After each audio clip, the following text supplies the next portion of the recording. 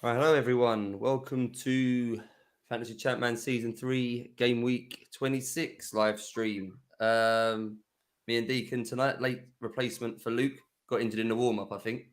Luke, so he's out. What really happened was Deacon was meant to be on with Luke, but he's never been live with anyone else before. Didn't want him panicking that he couldn't play. So I've manipulated some issues on the M25 so Luke can't make it, so I can come on with him to hold his hand. That's what's really happened. I get nervous without streaming with my dad. Don't feel right. I wouldn't know what to say. I'd be sat here in silence the whole time. This screen looks funny, doesn't it? Only seeing 7 fixtures. It looks really compressed, doesn't it? Yeah, but a lot bigger. So yeah, 6 teams blanking this week, 7 fixtures. Lineups are out. I suppose we can just jump straight into them. We start a little bit late, so we can jump straight into the lineups. I don't know if we need to do them in any particular order. What's the big talking point? I suppose it's Blackburn and Leeds with what people are most interested in, wasn't it, tonight?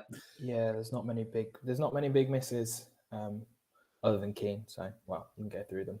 Some bad luck for Luke. Not only is he stuck in traffic on the M25, he took a hit to bring Robbie Keane in, and he's not playing. Well, he's not in the squad altogether.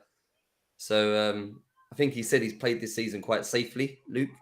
And more often than not, he's just made the obvious transfers every week, taking minimal hits. He pushed the boat out this week and took a -4 to get Robbie Keane, and now he's not playing. So anyone that thinks Luke's privy to the important information, I think this is evidence that maybe he's not. So no Robbie Keane. So we start with Leeds then. That's the only rule. Rio Ferdinand's not playing either, is he, for Leeds tonight? I saw he is, isn't he? Have I looked at the wrong slide? I think he is, because I brought Rio in for a hit, and I'm sure I would have noticed. I'm sure he's starting. Yeah. Oh no, he's not. He's not. No, Jose Fernando. Looks the same, doesn't it? The name. Look, fairly long name, starts with an F, middle of the back three is him. Yeah, so I brought Ferdinand in for a hit because I thought with game week 28, I'm playing performance enhancement, and I thought he'd be slightly better than Kelly for that week. So I just thought, why not? But hey, it happens. Yeah, so he's missing. It's obviously capabilities of a slight rep. Leads home to Bolton. Bolton low rep, so is a rep game. I suppose Hart over Singh is maybe slightly unexpected. Normally, home games with double up arrows are Harpel Singh games, but I don't know if it's because he was not fully fit that we've got Hart playing. But yeah, Hart's in. Ferdinand, it's Woodgate, Fernando, and Dewberry, and then the front five look fairly set with all the injuries and things. Kuhl and Bowyer is expected in central midfield, but Simon Johnson, first start of the season, he's a forward right centre, I think, Simon Johnson, so can play obviously that role as the AMC. And he's in Larson and Viduka up front, but doesn't even make the bench, Robbie Keane. So anyone that risked him probably slightly unlucky, because I don't think it was expected that he wasn't going to play tonight. No, it does happen. Leeds are one of those teams which you could probably predict 9 out of the 11 will be fairly standard most weeks, and you just get the odd person who misses out. But I think if you did bring Keane in, you're pretty unlucky. I think it's quite a good move, actually, because there's a lot of strikers that people own at the minute. I think Ruud's probably quite fairly highly owned. One Chop's obviously got 2 doubles coming up. Some people might have just benched him this week. Other than if you maybe owned Rickard, which probably people don't own, you wouldn't really want to move your strikers around for the Leeds ones yet. You maybe want to wait for the double. So I think Keane's actually probably quite a safe option. So a bit unlucky, but yeah. Then on to Bolton. I don't think anyone really cares tonight. Ricardo Gardner's back from going AWOL for a couple of weeks. So any concerns that he'd been totally ditched, which wouldn't have really made any sense, but you do see it sometimes. Like Richard Wright, for example, Arsenal just got randomly ditched in previous seasons for no apparent reason. Could have happened with Gardner, but he's back tonight. Small up arrow. He's on my bench. Wasn't expecting miracles. Wingback v wingback, though, you might get something. Other than that, this is fairly normal for them now, isn't it? Ricketts up front with Ramberg. I think it's been that way for a couple of game weeks. Yeah, pretty standard. I mean, other than the centre-backs, you have a little bit of problem with the centre-backs. They're kind of tricky to predict. I don't know if sort of, obviously, DeVos has kind of fallen in. Shimaka starts some, doesn't start others. It's tricky to predict, really, but is this the back three they've settled with for? Yeah, they've got all their 5 centre-backs are all signings now, so any new signing bump, they've all got one. So it's hard to know which one's preferred. Repka as the newest, I think, is probably the most nailed. Or Laketti seems to play a lot of games as well. It's the third one between Dunn and DeVos, I think, that's maybe a little bit more rotatable. I think you go Repka if you want one, but I wouldn't go any. I think if you're going bottom defender, you're going Gardner.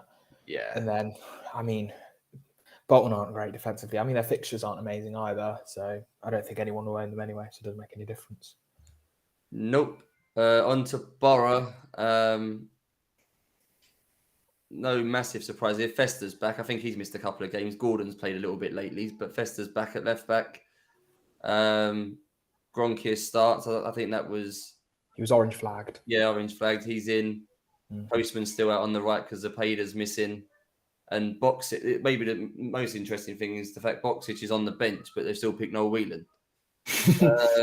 So I don't quite know the reasoning behind that. Understandable maybe that we get Selakovic as the dip forward with Ricard, but seeing Whelan over Boxic as well is even more confusing. And I think confirms I think Boxic is a dead asset now, I think, in the game.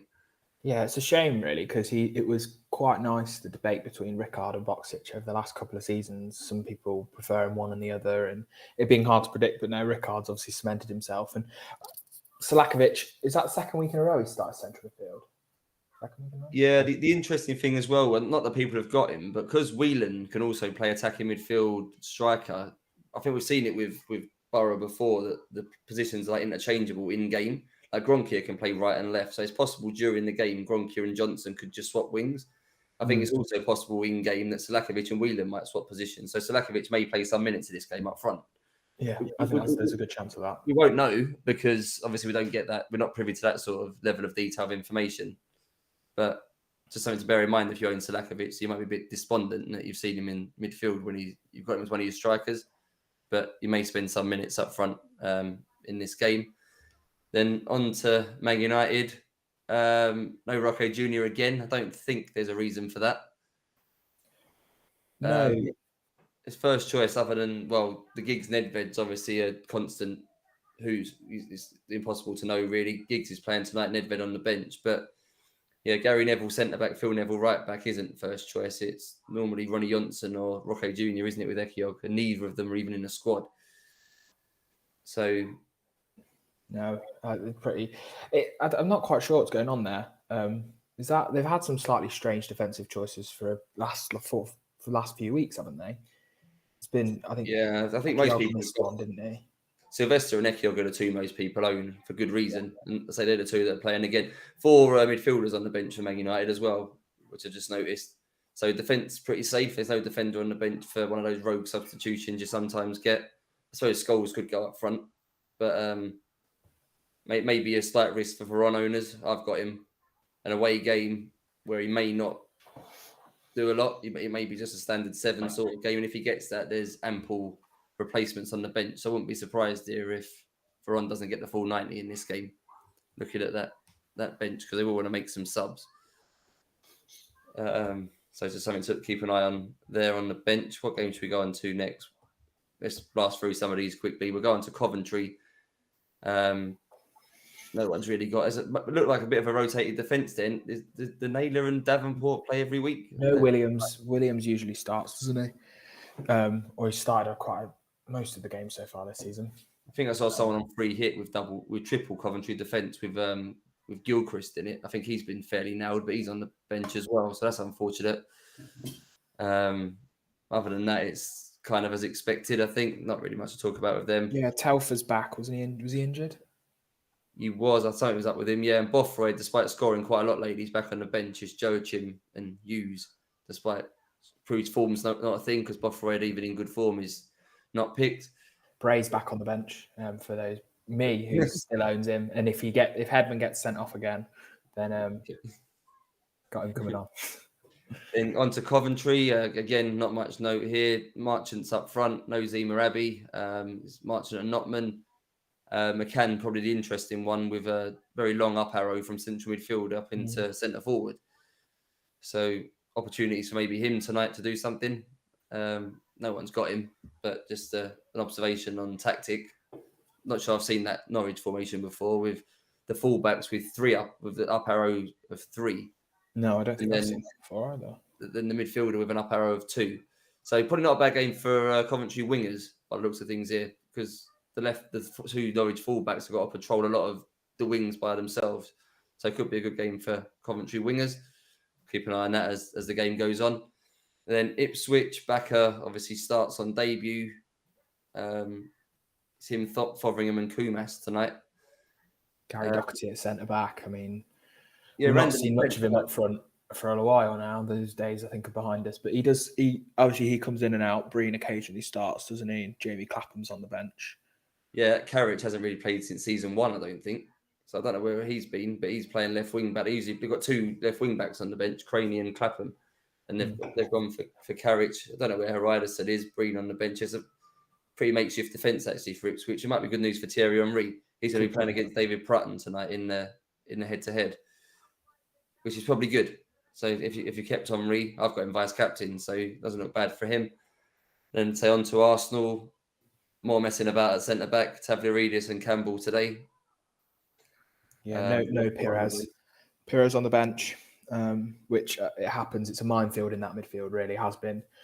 It always will be, I think. And Volts at right back because Lauren's still away. Luzny played last game week, didn't he? It's pop on us. He's not like Volts is not great, but there's no one really on that left hand side for Ipswich that anyone's bothered about. So it could be a good game for Steve Finnan then against the rogue Ipswich wing back if people have had him. And Henry on the left with Jeffers up front.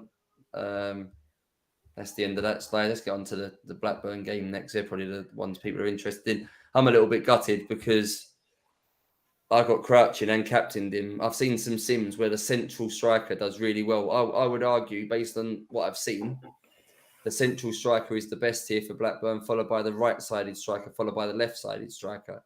So anyone that's got Matt Jansen, I know he's been the ultimate troll all season, but it's written in the stars for him here. Extra point for a goal. He's in the peak position for returns. I'll go on record now. I think he'll be in team of the week here, Matt Jansen. I'm expecting something off him. Yeah, I ran a couple. Well, and obviously we had the formation leaked. I tried to run a couple of sims trying to lock that formation down. I saw the same as you. Central striker did quite well. Duff on that. Well, we all thought Duff would be on the left hand side. Again, he did all right. That right wing back is still a target for any team, but obviously no arrows for either of the wingers. So it's not going to be. I don't think it'll be a ridiculous haul, and we really don't know how. The caretaker. I know we've got the formation. That's a big thing, but we don't know how the caretaker approaches it. How it plays out in game. But I think you're probably right. I think Jansen is your best bet. Although the fact that Crouch has started is probably good enough for him to be the right captain option anyway. He's part of a minor say. I'm not upset for doing it. He's obviously in a position where he could get something. Yeah. But I'd rather I was hoping he'd be in the middle of the three, and that's Jansen. But if you've got any of the three of them, I said on the spaces before we came on, if I was on free hit, I'd have picked all three of them: Crouch, Bent, and Jansen.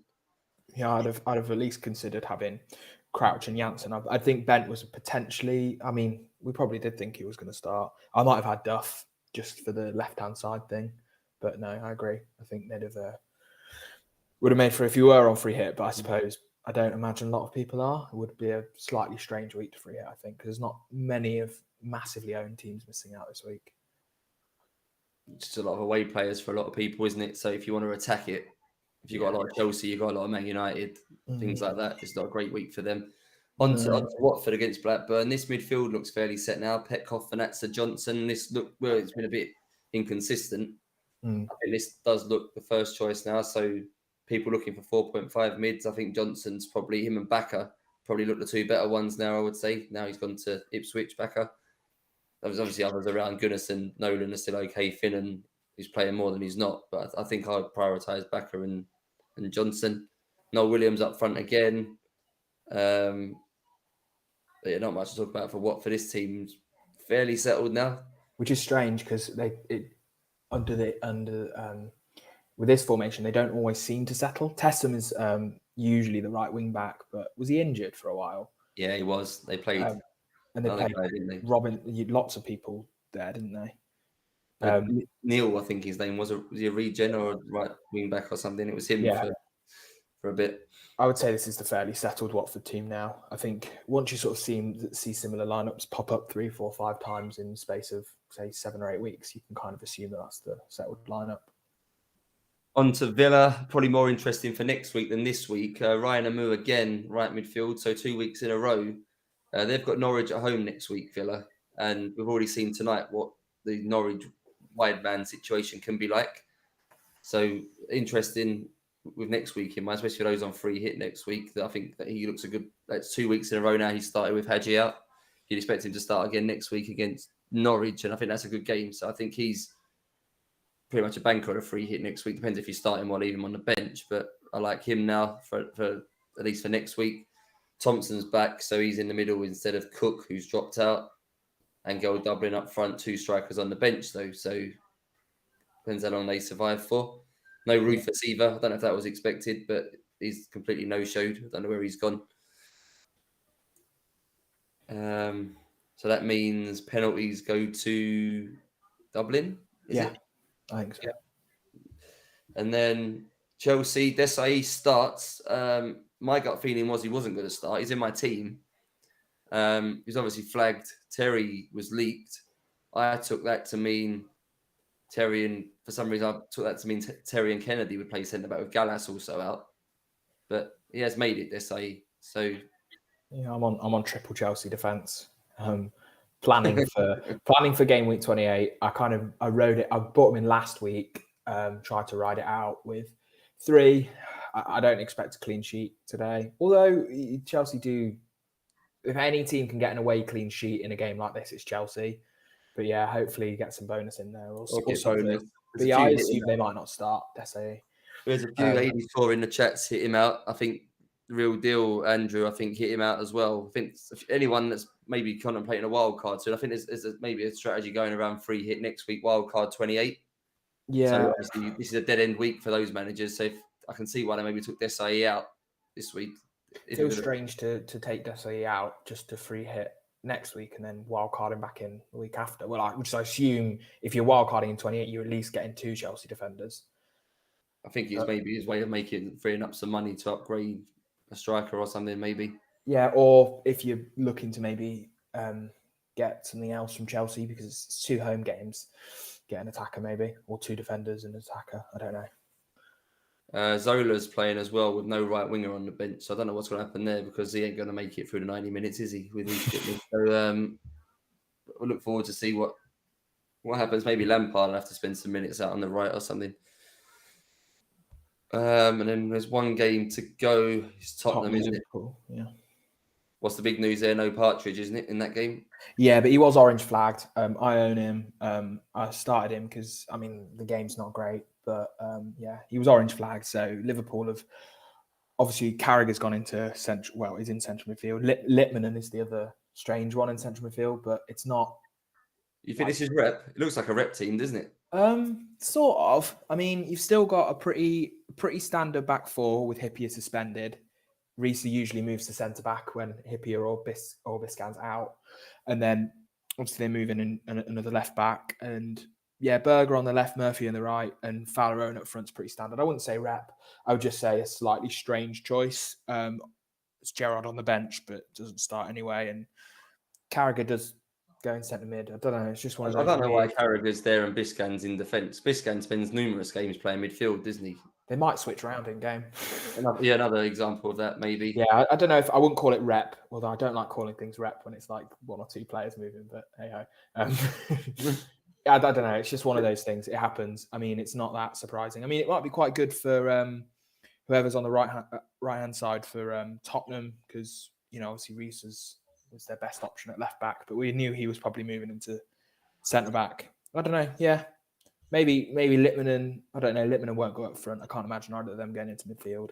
So I'd say, maybe Biscan might be quite good this week. Gets the clean, centre-back, you're more likely to get the sort of things for the bonus, but then also maybe a bit more of a goal chance. It could be a good game for Everson this. He's against Risa. So, yeah, it could be a good game for him. Norway v Norway. What a battle that's going to be. Everson against Risa. But I think it was proved earlier in the season when Risa was centre-back, the striker against him tended to do okay. Yeah, they tend to do quite well for involvement and they often do all right for bonus as well against Reece because he's not got particularly great stats for a centre back. And then other than that, Tottenham fairly normal for the time being. Chris Perry's still out, so Ledley King is playing. New guy Fugelstad, who I don't know a lot about. We was obviously leaked that he was playing again. They've got Pedrinha on the wing. He's another left mid. I think he's played a couple of games in previous seasons, so he's around. But so that substitute might happen. But Everton's completely disappeared. Yeah, I think that's kind of it. I've got 11 out. I ended up taking a -8 because I was worried that I wasn't going to get 11 out with Desai, and maybe I was expecting someone else maybe not to play. So part of my -8 was to get two substitutes, and I've not needed any of them, which is slightly ironic. I got 10 out with Partridge and Ferdinand missing out, but Gronkiar's coming on. I'm not particularly surprised. I took a -4 to bring in Ferdinand and Crouch, but I'm not too bothered about taking a -4 if I'm bringing a captain in. I know Ferdinand missed out. It's not great, but it's also for game week 28 because I'm free hitting next week. And I think when I play the bonus point chip or performance enhancement chip, whatever you call it, I think Ferdinand's probably a better option than Kelly would be marginally. He's quite good for bonus in season 3 for some, especially in Arsenal. He does okay usually, but he seems to be doing quite well. You've had a better night than Nihal. He's only got 9. So he's only got 9 out. You've got 10 out. I'm sure there's a few others in the chat that might have struggled to get 11. A few people starting to put some predictions in. Lee Hughes, thank you, Mark Dorney. I've got Lee Hughes. He hasn't done piss all yet. I've had him for about 3 weeks.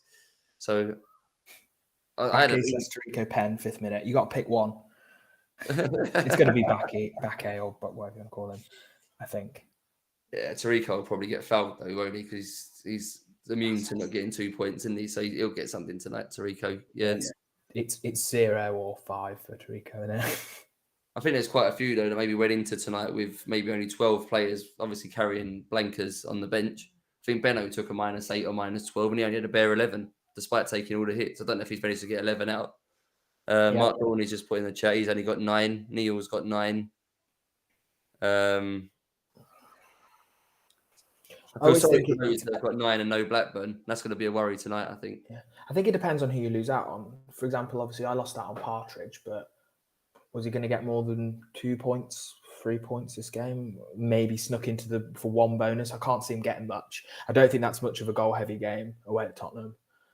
So think about it relatively. I think the people who have lost out on Keane, especially, they're the ones that have taken the brunt of it, I think. It does feel a bit like this is going to be a 2-game stream. It feels like Leeds, Bolton could have goals, and obviously Blackburn, Watford could have goals. I think Villa, Chelsea could be quite low scoring. Coventry, Norwich, I reckon, will have goals in it. Coventry seem to score goals in these games and seem to concede goals in these games. So I think there could be a few goals in there.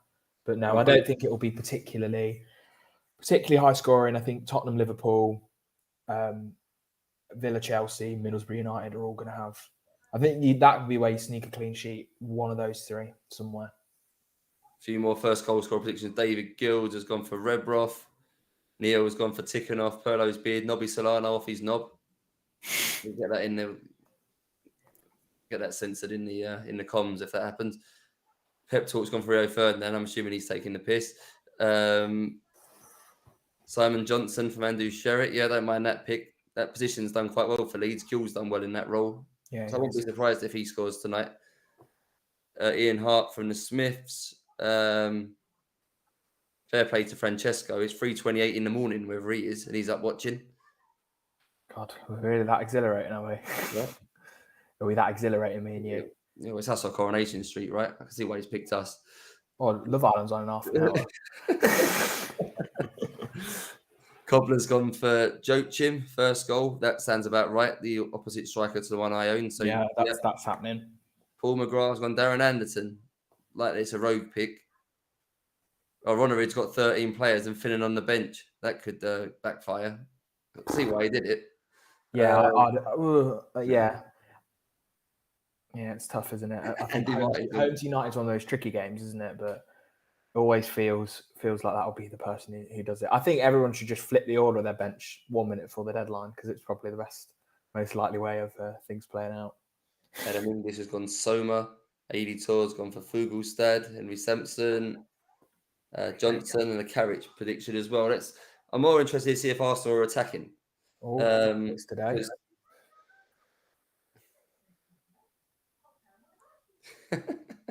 Can't see anyone he recognises in the stands. No, Alan Kirby, though. He's normally getting around watching stuff, isn't he? Bobby Charlton. So, yeah, we've got no news of any attacking formations in the first 36. Arsenal were a weird one this week because obviously Ipswich are at 15.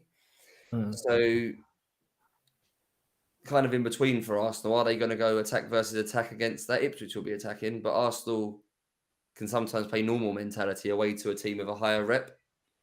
Now, Martin obviously ran the Sims for the man on, and he said Arsenal were attacking in his. He thinks Arsenal may have gone normal under Wenger because his stats were declining because he was getting on a bit. I think that was the tip. I don't know. Maybe it's to do with stats declining. I don't know, but that was pretty standard what we'd expect. Like you said, away from home to a higher rep or a decently rep team, they used to go normal. But I know I saw that Omri did quite well in the Sims, didn't he? Yeah, he did for Martin and attacking. So attack via attack, he'll have a bit more space. Captain just put in the chat that tactics weren't mentioned this week for many matches, so we're not sure what they're playing. Andy Martin seen David Ginola in the stands at Ewood Park. I bet it will end up being some random player manager. Obviously, John Collins at Arsenal came as a bit of a shock. I think from any of us that have run Sims before, I've never recalled him managing an elite team before. I can't. I don't even recognise the name. He played in season 1. He played central midfield for Fulham. Yeah. And he's more famous for playing played in Scotland for a bit. No, I almost got him and Paul Lambert mixed up because Paul Lambert played for Dortmund in the Champions League in the 90s, and I almost called him. I think John Collins played for Monaco in the 90s for a little while. Paul Lambert get an assist in the Champions League final. Is that right? Or scored a goal? They didn't. Ricken scored for Dortmund. I don't know. I can't remember who set him up, but Lars Ricken scored. They won 1-0, didn't they? He used to.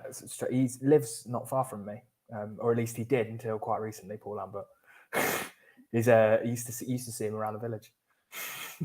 Is that when he was Villa manager? You're not too far. Yeah, it was when he was Villa and when he was Wolves manager. I don't know if his family live around here or something, but yeah, I used to see him around the village quite a bit. Apparently, he's quite nice. I don't know. Not a lot going on. Very quiet start. Like one message in 3 minutes. I thought this could end up being a bit slow. Maybe this was Luke's main reason for getting stuck in traffic. He didn't fancy coming on where minimal amounts was going to happen. Yeah, I think this is always going to be a bit of a when you've got most of your big teams away from home, and in you know what, slightly trickier games. But I wouldn't mind some clean sheets. No, I've got. I don't think we can get our teams up. I'm playing a few of us are playing. Obviously, carrying Chelsea defenders at the moment. Multiple in most cases. You've said you've got 3. I've got 2, and I'm playing both of them. So Chelsea. So it's always a funny position, Chelsea, because obviously if you've got 2 defenders, you want them to keep a clean sheet, but there are people out there with 3. So actually, you end up in worse off by Chelsea keeping a clean sheet because other people have got more of them than you have. I'm never quite sure whether to cheer Chelsea clean sheets on or not. I think as a standard rule of thumb, because this came, when was it? Quite a few weeks ago now, where lots of people were carrying Chelsea defenders again. I can't imagine that the average Chelsea defenders owned, say in the top 250, is more than say 1.75, 1.5. I can't imagine there's loads of people with 3, and there'll be more people with 1 than 3. I think. Early booking there for David Prutton. Not ideal when you've got Thierry Henry playing on your side of the pitch. So that's one to keep an eye on. He's got to be a candidate for a red based on a yellow inside the first 4 minutes. I know the referee is in that game, but you usually get away with a little few fouls early on, don't you? Yeah, that's the classic, isn't it? First one's free, isn't it? Not for David Prutton tonight. Refs having none of it in that game. But yeah, double Chelsea for me. I've still got Ekiog, like a lot of people have. So that game could be anything. Probably, I think it'd be under 3 goals. It's just whether it's 1 or 2. Someone might pinch it 2-1. And then Kelly came in as part of my hit. didn't have any leads going into this week, and obviously had a good game tonight, and the 28 double is the Coventry winger. Joked him again. Oof. Almost had it. So yeah, I got Kelly in tonight because good game today. I expected him to keep the clean sheet, and then he's in place for 28 as well. So he came in for Ashley Cole. I had a decision to make on who to take out because I had Gardner, and obviously Bolton are not keeping clean sheets at the best of times. Tonight's fixture's a bad one as well. But then 28, they've got an all right home game. I think I'm lining up to play the performance chip in 28, and Yeah, so am I. Bolton are at home. I think it's Leicester. Yeah, And I think Ashley Cole was away to Man United. And I thought, I'm free hit next week. Obviously need Cole for that. Then 28, I'm not going to want him either because Arsenal are unlikely to get anything in that game. So I decided to take Ashley Cole out instead for Kelly. Boys, Thierry Henry. Almost a return for the VC. No relation to Gemma Collins, by the way, the GC. Go for the VC. Where the hell is Partridge? On an orange flag is the answer. It's funny though, isn't it? Because I say Desai on an orange flag, he's made it, despite the fact there's cover available. Like Kennedy's sat there, could play. Yeah, I think the science behind orange flags, I mean, obviously, I don't know what days, I can never remember what days the games are played on. Obviously, that matters.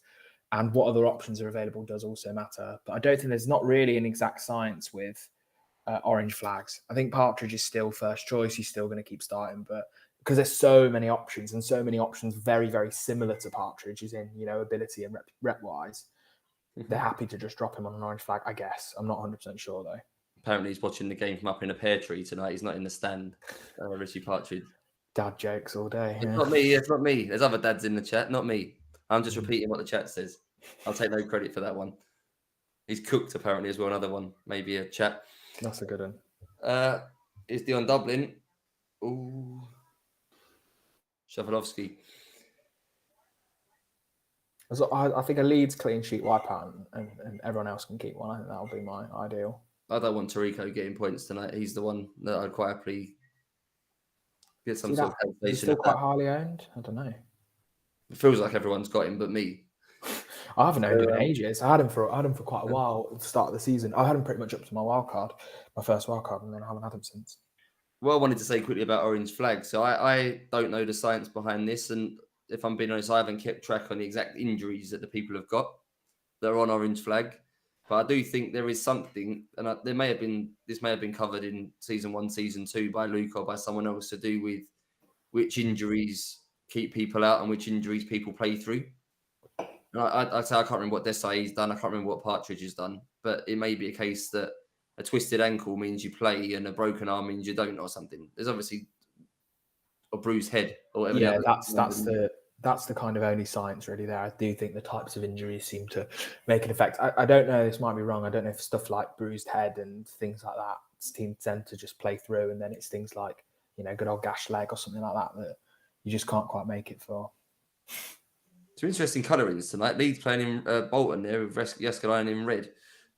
Maybe that's just captain trying to confuse us. Apparently he's saying Partridge wasn't flagged. He was just 90%. Oh, he was orange flagged on the site. Is what I meant. Sure he was. I own him. I don't know. This guy in the chat, Lee Atkinson's plays for my Sunday League football team, so he plays the game as well. He's in the chat. They're playing golf tomorrow with another one of the guys in our football team. Lee, I found Matt about 4 golf balls in the water last week when he hit his ball in there, so you can count that as one of the golf balls I owe him. Still not a lot going on. Nearly made it to 10 minutes with minimal activity. Yeah, I feel like, was it the first, which week were we on where it was the first time we were on where it was unbelievable. Nothing happened for ages. I've deliberately kept off, well, not deliberately, but it's circumstances, but I haven't been on for about 4 or 5 weeks, having done quite a few, it felt like in quite close together before that. And I seem to have a track record of being on when not many goals go in. Me and Martin had a very dead week once where minimal stuff happened. As you said, me and you was on and it was quite low scoring. So yeah, I don't know if it's something I've done, but I seem to pick the weeks where not a lot happens. Come on, Lee Hughes, get on the end of that cross. I joked him instead. That 3 saves for Marshall already, I think, as well.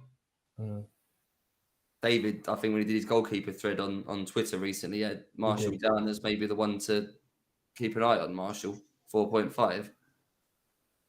Yeah, I think of all the 4.5 keepers, the way they were priced, obviously Hedman, Atmanzidis, obviously not. Obviously Sereni was 4.5, wasn't he? But it's not really an option.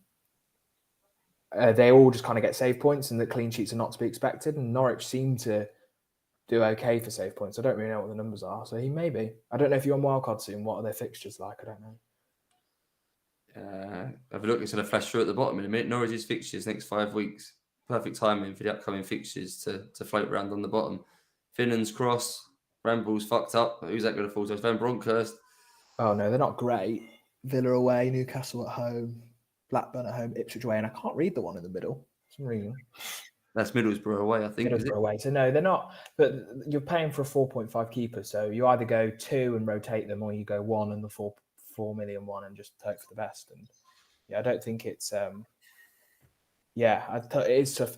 I don't know if you were wildcarding, say this week or next week, would you get a goalkeeper that doubles? Is there any cheap goalkeepers that double?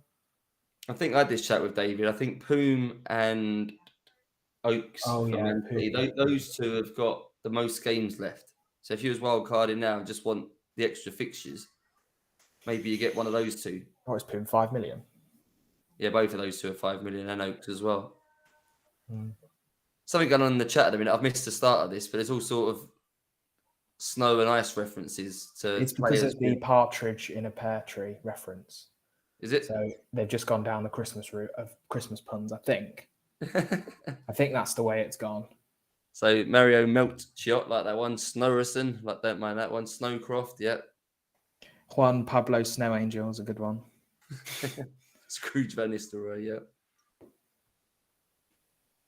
Joby Mac Earmuff. That's quite a good one. If someone can make one of Atmanzidis, win a prize. Well, there's Crouchy. Go on, Crouchy. Crouchy. Both. It's nice to have the same captain as each other. Frustration. Come 10:30. 2 points, no bonus. Thank you very much.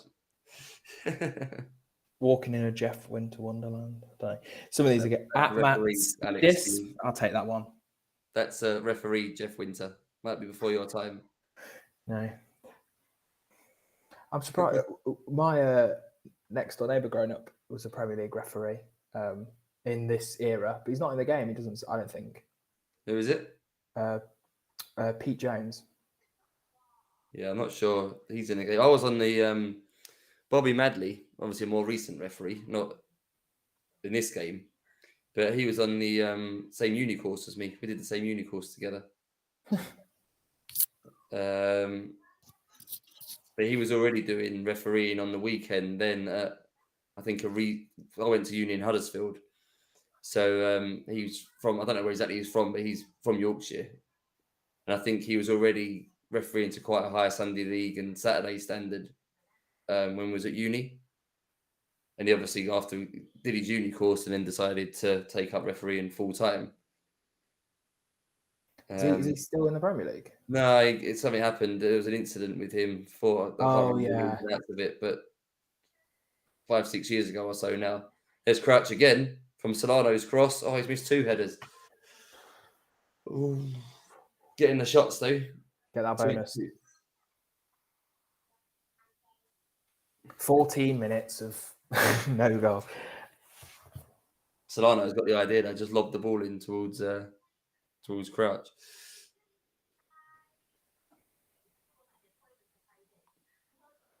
Here's Anderson. Is he going to find Everson? He is against Risa. There's your goal. Tottenham 1, Liverpool. Oh, it's been offside. Oh, smart from Risa that it's played him offside. Look. Oh, I was hoping for. I've got Simon Davis I bought him in last week because of, again, with the free hit, and Tottenham have got an okay double. And obviously this game was at home, and Liverpool at home's an all right game for goals. I should be quite happy by that, really, because I've got Kirkland in goal. So it doesn't really give me any sort of advantage of Kirkland clean sheet because 90% of the game's got him. So I've had Hedman and Bray every single week for 26 weeks. I never went on the. I'm probably to my own detriment, really. Well, I've had more red cards and clean sheets. It feels like, or more. Go on, Veron. Have a go, mate. Have a go. Through the mud. Come on. He's Ruud. Goal for Ruud. Do you own him? No. Roy Keane assist. Veron assisting the assister, helpfully for me. Got vice captain goal for me. There's the reason for the snow. It's snowing in the riverside. Oh, is mud it? at the riverside, yeah. So interested if people own Van Nistelooy in preparation for the future game weeks, whether they captained him, because it didn't scream captain on paper, did it, for Ruud? But you do kind of feel like if you own him, you should captain him all the time. Yeah, I owned him early in the season, and I basically I still have a rule of thumb that I will either captain or vice captain him. Don't care who he plays. I don't care always. So if there's a captain option, which I think Crouch was a bit more of a standout, I'll captain them and I'll vice captain Ruud. But I'll never ever not have vice captain or captain on him. I just don't see the point in owning a 14.5 million asset and not getting the most of them. I think if you own them and don't, then you're just not getting the value there. Yeah, I think that's fair enough. So you got him vice tonight, Ruud? Yeah. I think in away games he's captainable. I think he's captainable in every single game. But obviously, if you're looking down at a striker playing Watford, who obviously put up good numbers from their strikers, I think it was hard to go elsewhere.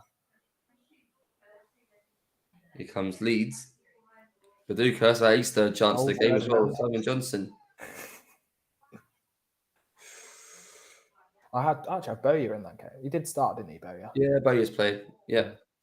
Captain's got Ruud as his captain in his dead team. So what happens when you see the game. We didn't cover there quickly. Alan Armstrong went off for Ipswich. I was wondering if Gary Docherty was going to end up going up front there, but it's not happened. They brought on Pablo. So Pablo's on his Danny Murphy for Liverpool. So it's Pablo and Stewart now for Ipswich. Should point out quickly as well, there will be some FA Cup games going on tonight as well in ChampMan World. 3 Premier League teams involved. We've remembered the same game, Alex, yeah? Walsall v Man City is one of them. Yeah. No, Wolves Man City, isn't it? Or was it Walsall? I thought it was Wolves Man City. Yeah, Wolves are at home to Man City. Newcastle are playing, and is it Everton? There's Henry. Oh. All my strikers are trolling me. All of them. They're getting chances, my strikers. That's the main thing. I'm not going to get one of those where they get one shot, one on target. There you go, Jeffers. There you go. I think that's Pullen's third save. Yeah, super keeper. This is like ticking off goal. Someone predicted him first scorer in the chat. They're unlucky. He got the second. Winger against Ipswich. There's a lesson. Wide player against wing backs. Goal for the wide player. I actually think I haven't got the evidence to hand on this, but I actually think left wingers against Ipswich do quite well. I know there's a lot spoken about how good Tarico is as an asset for his attacking capabilities, but wide players against him down his side seem to do quite well from memory. A goal for Tippinoff tonight in that situation. Yeah, no, they do all right, actually. Well, I think wingers in general, Ipswich are one of those teams where wingers have generally done all right, consistently all right. On the right-hand side, on the left-hand side, it seems to be more common generally that left-hand players do better against wing-backs and right-hand players, just because I think the standard of right wing-back seems to be not great. Coventry goals at Paul Telfer. Someone in the chat early on tonight used the line, I've managed to get 11 out, but one of them is Paul Telfer. Like, that was not a good thing to beat in, and now he's got him a goal. Can't think he's quite good at game, actually. Was he 5.5 million? 5.5? Yeah, he plays every game, captain. He's a steady steady asset. he's decent, and I think if Coventry have an all right run, and you're kind of a bit of a, I think cheap midfield has been an option for quite a few with Partridge emerging, and obviously Bowyer being quite a good option as well. I think if you could stack with say, there you go, first action from Molyneux. Come on, boys. Ian Kilford, he's quite good in this game. Starts off at Wigan, attacking midfielder, right centre. He's all right. Is that Olivier Bernard in the comms? Yeah, it might be. Hey, yeah, you boys. Oaks against his. Well, I don't know. Is he at Wolves before this or after this? I don't know. He knows that Wolves in this. He's not a Villa in this game. Yeah, he'd already left Villa by then. Yeah, so he's playing for playing for the other side today. Nolan went off as well. I missed that. Did he? Yeah, I didn't see that. He's got subbed off. Luckily, he's on my bench. So a few people disappointed by that one. Luke's down to 9. Oh, he's obviously back off the M25. I'd go back on it if I was you. Fortunate assist as well for Naylor, because I'm sure from that goal he crossed it. Telfer had one shot saved, then he scored the rebound. I didn't think the initial crosser got the assist in those circumstances. No. But looks like an Everton goal coming up here in the cup, whoever they're playing against. Stoke, isn't it? Stevie Schumacher. Too much time.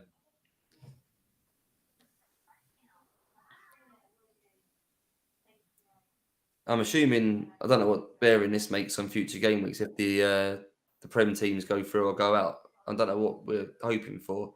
I don't know. Obviously, replays will cause fixture complications. So draws, it probably depends if you want doubles or not, but draws could cause that. But in terms of general winning and losing, I don't know what difference it makes. Caps just said that if the initial, so if someone crosses it and the initial player who shoots has it saved and then shoots again and scores, then the assist still counts.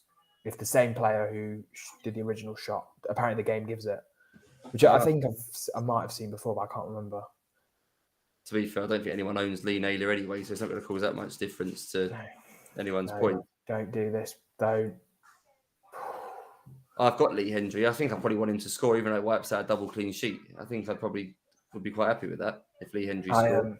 I took him out a couple of weeks ago after owning him for every single game week I'd ever played ChampMan, other than 3 hits. So last season, 36 games. Clean sheet's gone, Alex. George Boateng wiped out your triple clean sheet. I know Andy Mode owns George Boateng, and he scored last week, and he started him, and he scored last week, and he started him again, and he scored. Anyone still holding Danny Mills? I'm not sure why they would be, but obviously $4 million defender. People did have him at the start. Triple clean sheet wipeout. It's come to be expected. I didn't hold them for the clean sheet away at Villa. Maybe Melchiot can get something. I was lucky last week, to be fair. I had Lee Hendry as my emergency captain last week, and Veron didn't play as my vice. So I had Lee Hendry promoted to my vice captain. He obviously got the goal and 2 assists, wasn't it? As my which ended up being my vice captain. So Henry, yeah, it's a goal. The Troll's done it. The Troll returns. Vice captain goal for both of us now then. Yeah. So 2 premium strikers, both vice captain, both scored. Can't keep the good players down, can you? They always class prevails in the end. Oh, yeah. Veron's been booked. Anyone that could hear that in the background, my wife's rustling around looking for something in the holder, and she went, "You're full of shit, you are." So I'm just going to go on mute a minute while she carries on saying inappropriate things in the background. You can.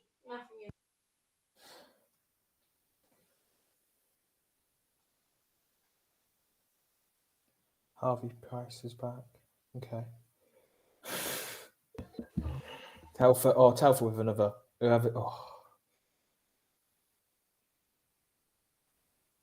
Not much going on in that Blackburn game. Crouch had a couple of missed shots early on, didn't he? But we haven't really seen anything else from the comms for the Blackburn game. So maybe we're going to end with a 0-0.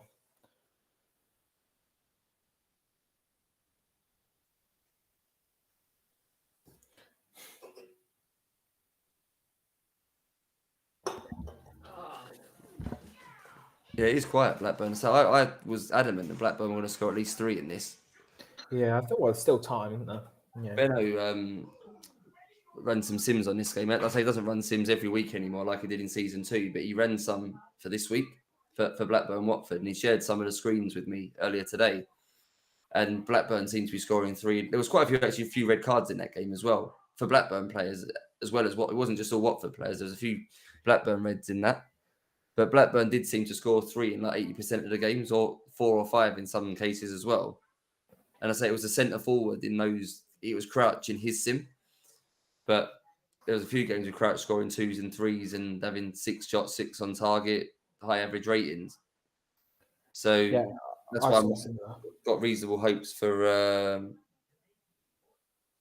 I've got reasonable hopes for Janssen, but there's not much going on. It's probably only been about 3 shots for Black, but that Matzid, it's Marshall doing all the saving at the moment, isn't it? In the Coventry game.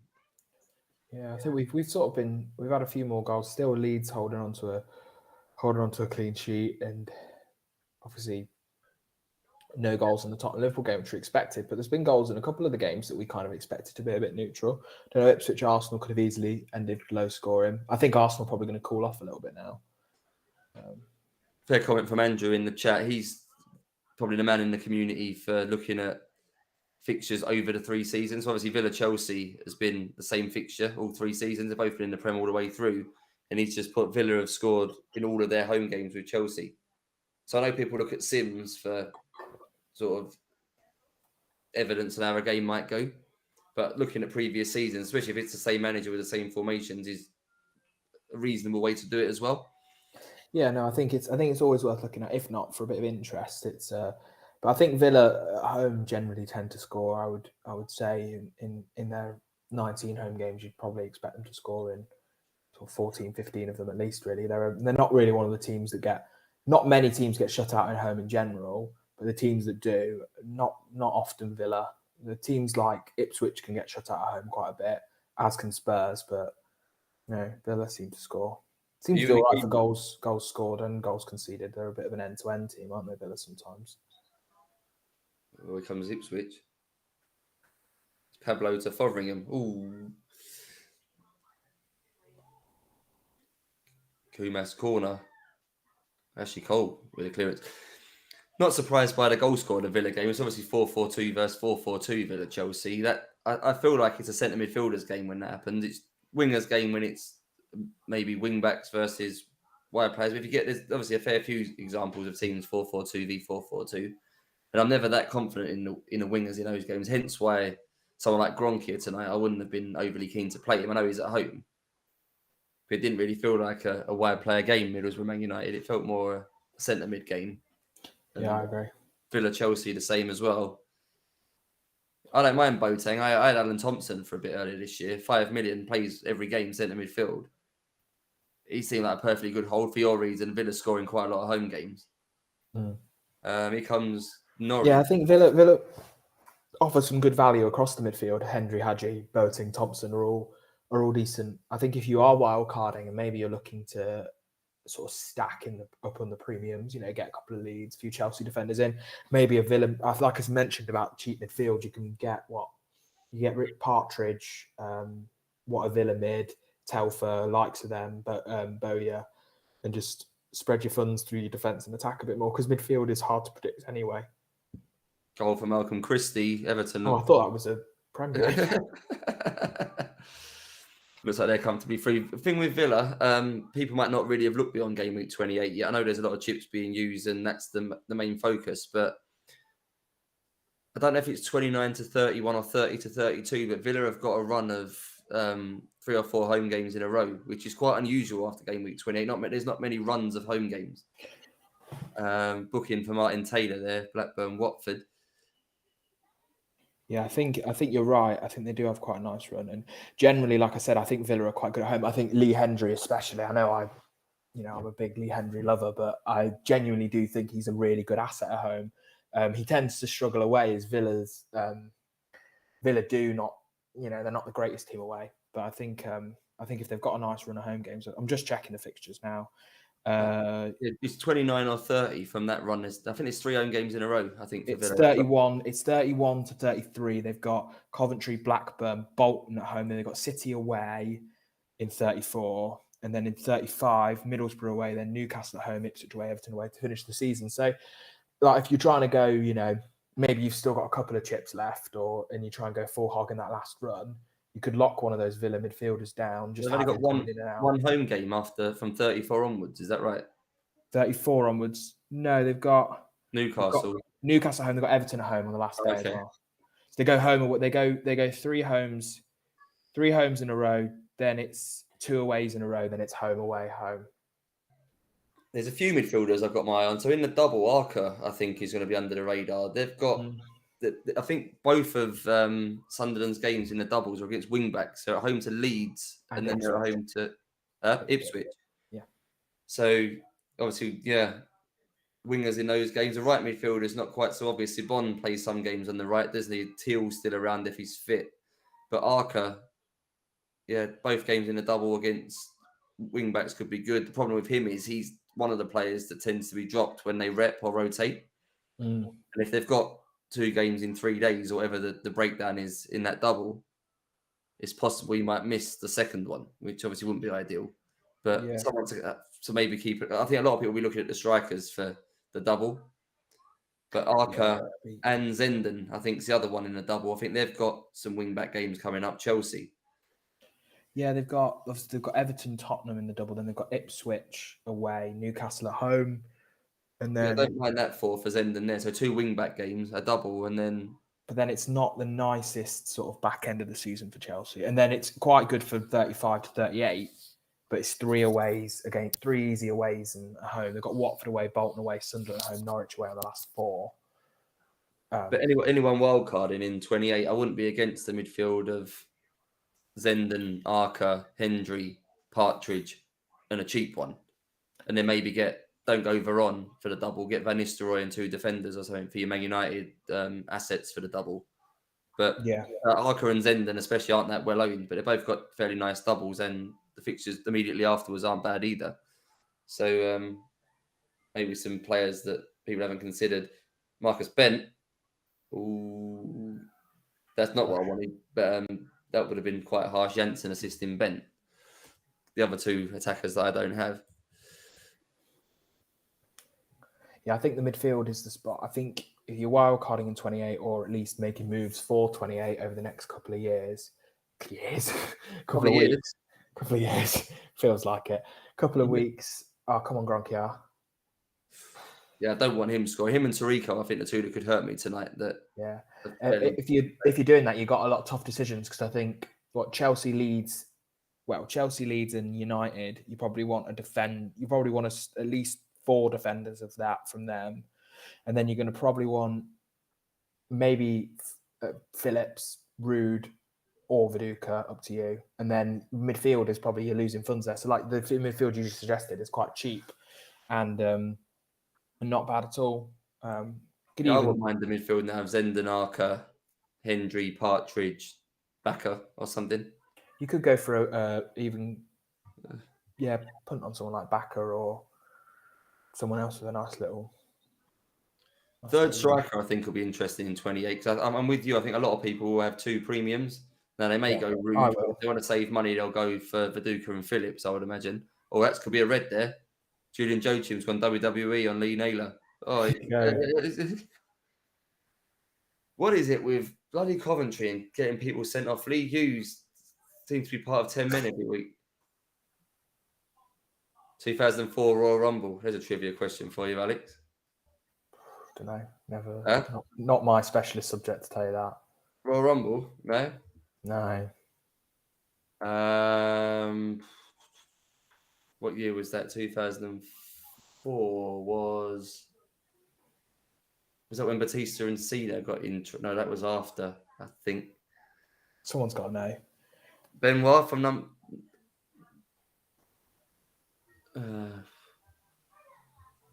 I think if my football trivia is lost from the early 2000s, then my wrestling trivia is definitely lost.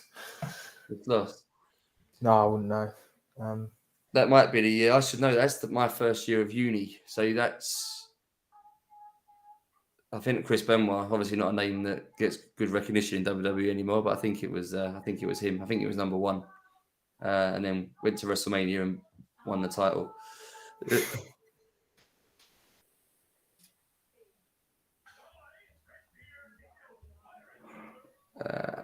But yeah, Coventry, I think second week running, didn't someone get sent off for them the other week and had to take Bothroyd went off? Headman. So yeah, so I'm not doing great out of League Hughes. I've been quite unlucky that they keep getting someone sent off every week, which obviously limits or reduces his chances of scoring. League Hughes, no, Tarico, piss off. Thank you. You've started it now. You have in the chat. The dads are reliving their youth. 2004 Royal Rumble, bit of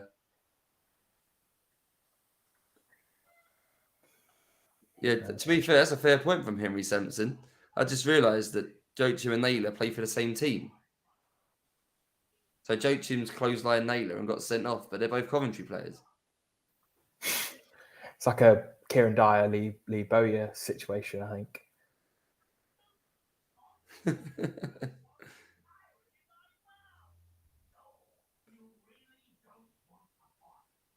I don't know what's caused that. We might get more about that on the Sunday preview about why those two have fallen up. Gardner taking free kicks. Didn't know he was always on direct free kicks there. Ricardo Gardner's on corners as well. Is that not sure that's always the case? It was Notman, not Naylor. Goal. Repka. Gardner assist, and he's on my boat. I'm happy with that because I brought Ferdinand in and obviously he didn't start. So I feel a little bit. So yeah. I've taken part of my -4 as Cole to Kelly to be able to bench Gardner. Kelly's clean sheet wiped out and Gardner's got an assist. That just sounds like your luck, doesn't it? Fair play to anyone that persevered with him. So persevered for all the good home games Bolton have had, and Gardner's done sod all, really. And then the away game where you don't really want him, he's decided to chip in with something. Just to get way this game goes, that.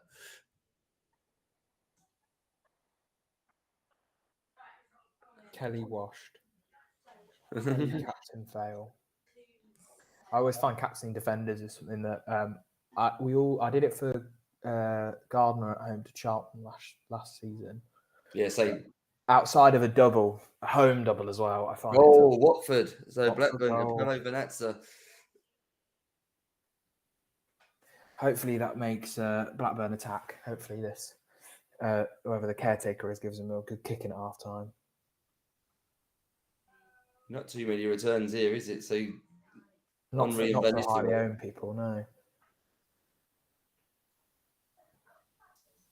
Anyone on double Man United defence is probably winning, should we say, at the minute, because Sylvester and Ekiog, if people are still carrying both of those. Anyone light on Chelsea defenders has had a reasonable night. Gilles has said he's got Gardner coming on first sub. He's had quite a good run. He's doing quite well, isn't he? Yeah, he had a good weird captain Phillips last week, didn't he? He's in my the AFCON tournament. You got through as well, didn't you? No, we got sub 100 points between us. Me and Bakuku or Makoko, or whatever you want to say the name. Yeah, we got sub 100. He messaged me actually, it made me laugh. He said, "I'm sorry, mate. I got 58 -4," and I said, "Don't worry, mate. I got 50 -8." We finished bottom of. We had the group of death. We were in your group, weren't we? Were we? No, I was in. No, we were. We were in. We had a tough group anyway. Tough group. We had the hard one. So David won the group. Yeah, so he had Phillips captain last week. So him and his partner, I've forgotten, won the group. And then it was between me and Andrew, the real deal, and Rory and Innes Brick, and us two was really close. We scraped through by about 2 points last week. I got 70 odd points, I think, which was the highest in our group individually. So I think that just about scraped through. But me and Andrew tonight are on a -20 between us. I've taken a -8 and he's taken a -12. What country are you? Angola. We've got the team in this round who got Pep Talk and Mikey. Those two, I think, got the most points of any pairing last week, and we've got them this week in the knockout rounds. But we've taken a -20, so I don't know if we'll get through in that. I'm doing this so Andrew can keep track on how we're doing in that and let me know. But he's on. We both got. He's got triple Blackburn. I think he's got Jensen, Crouch, and Duff. So Not great. Not ideal. I don't think my Vanats of the Chancer got the recognition it deserved. I'll add that to if I do some sort of rap for the ChampMan season. I don't know if you saw on Discord, but Benno was talking about writing a song or something for the game. Yeah, I heard that. Sounds like a really good idea. So I said if he writes a song, I might write a rap, whether to be part of his song or as a standalone thing. So I need some rap lyrics. So Vanessa the Chancer, if I do it in a very northern accent, kind of works. You and your northern accent. I have enough trouble talking in a London accent, let alone a northern one. Pep Talk's not having a good night. That's good. I don't think I really am either. Yeah, fair point from Mark Dorney. 4 away wins at the moment. There's a goal there. I missed that. Everton. Oh. Can't Everton, Stoke getting thumped. We've had all the Gaffer, going slightly off topic. We've had lots of the Gaffer Championship for any of the players. Lots of the prices come out over the last couple of days.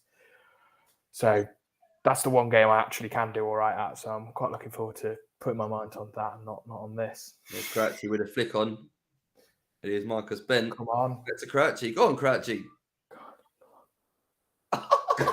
It's going to be one of those.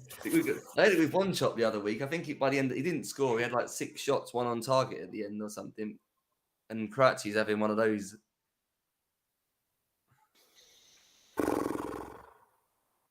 Come on, Davies.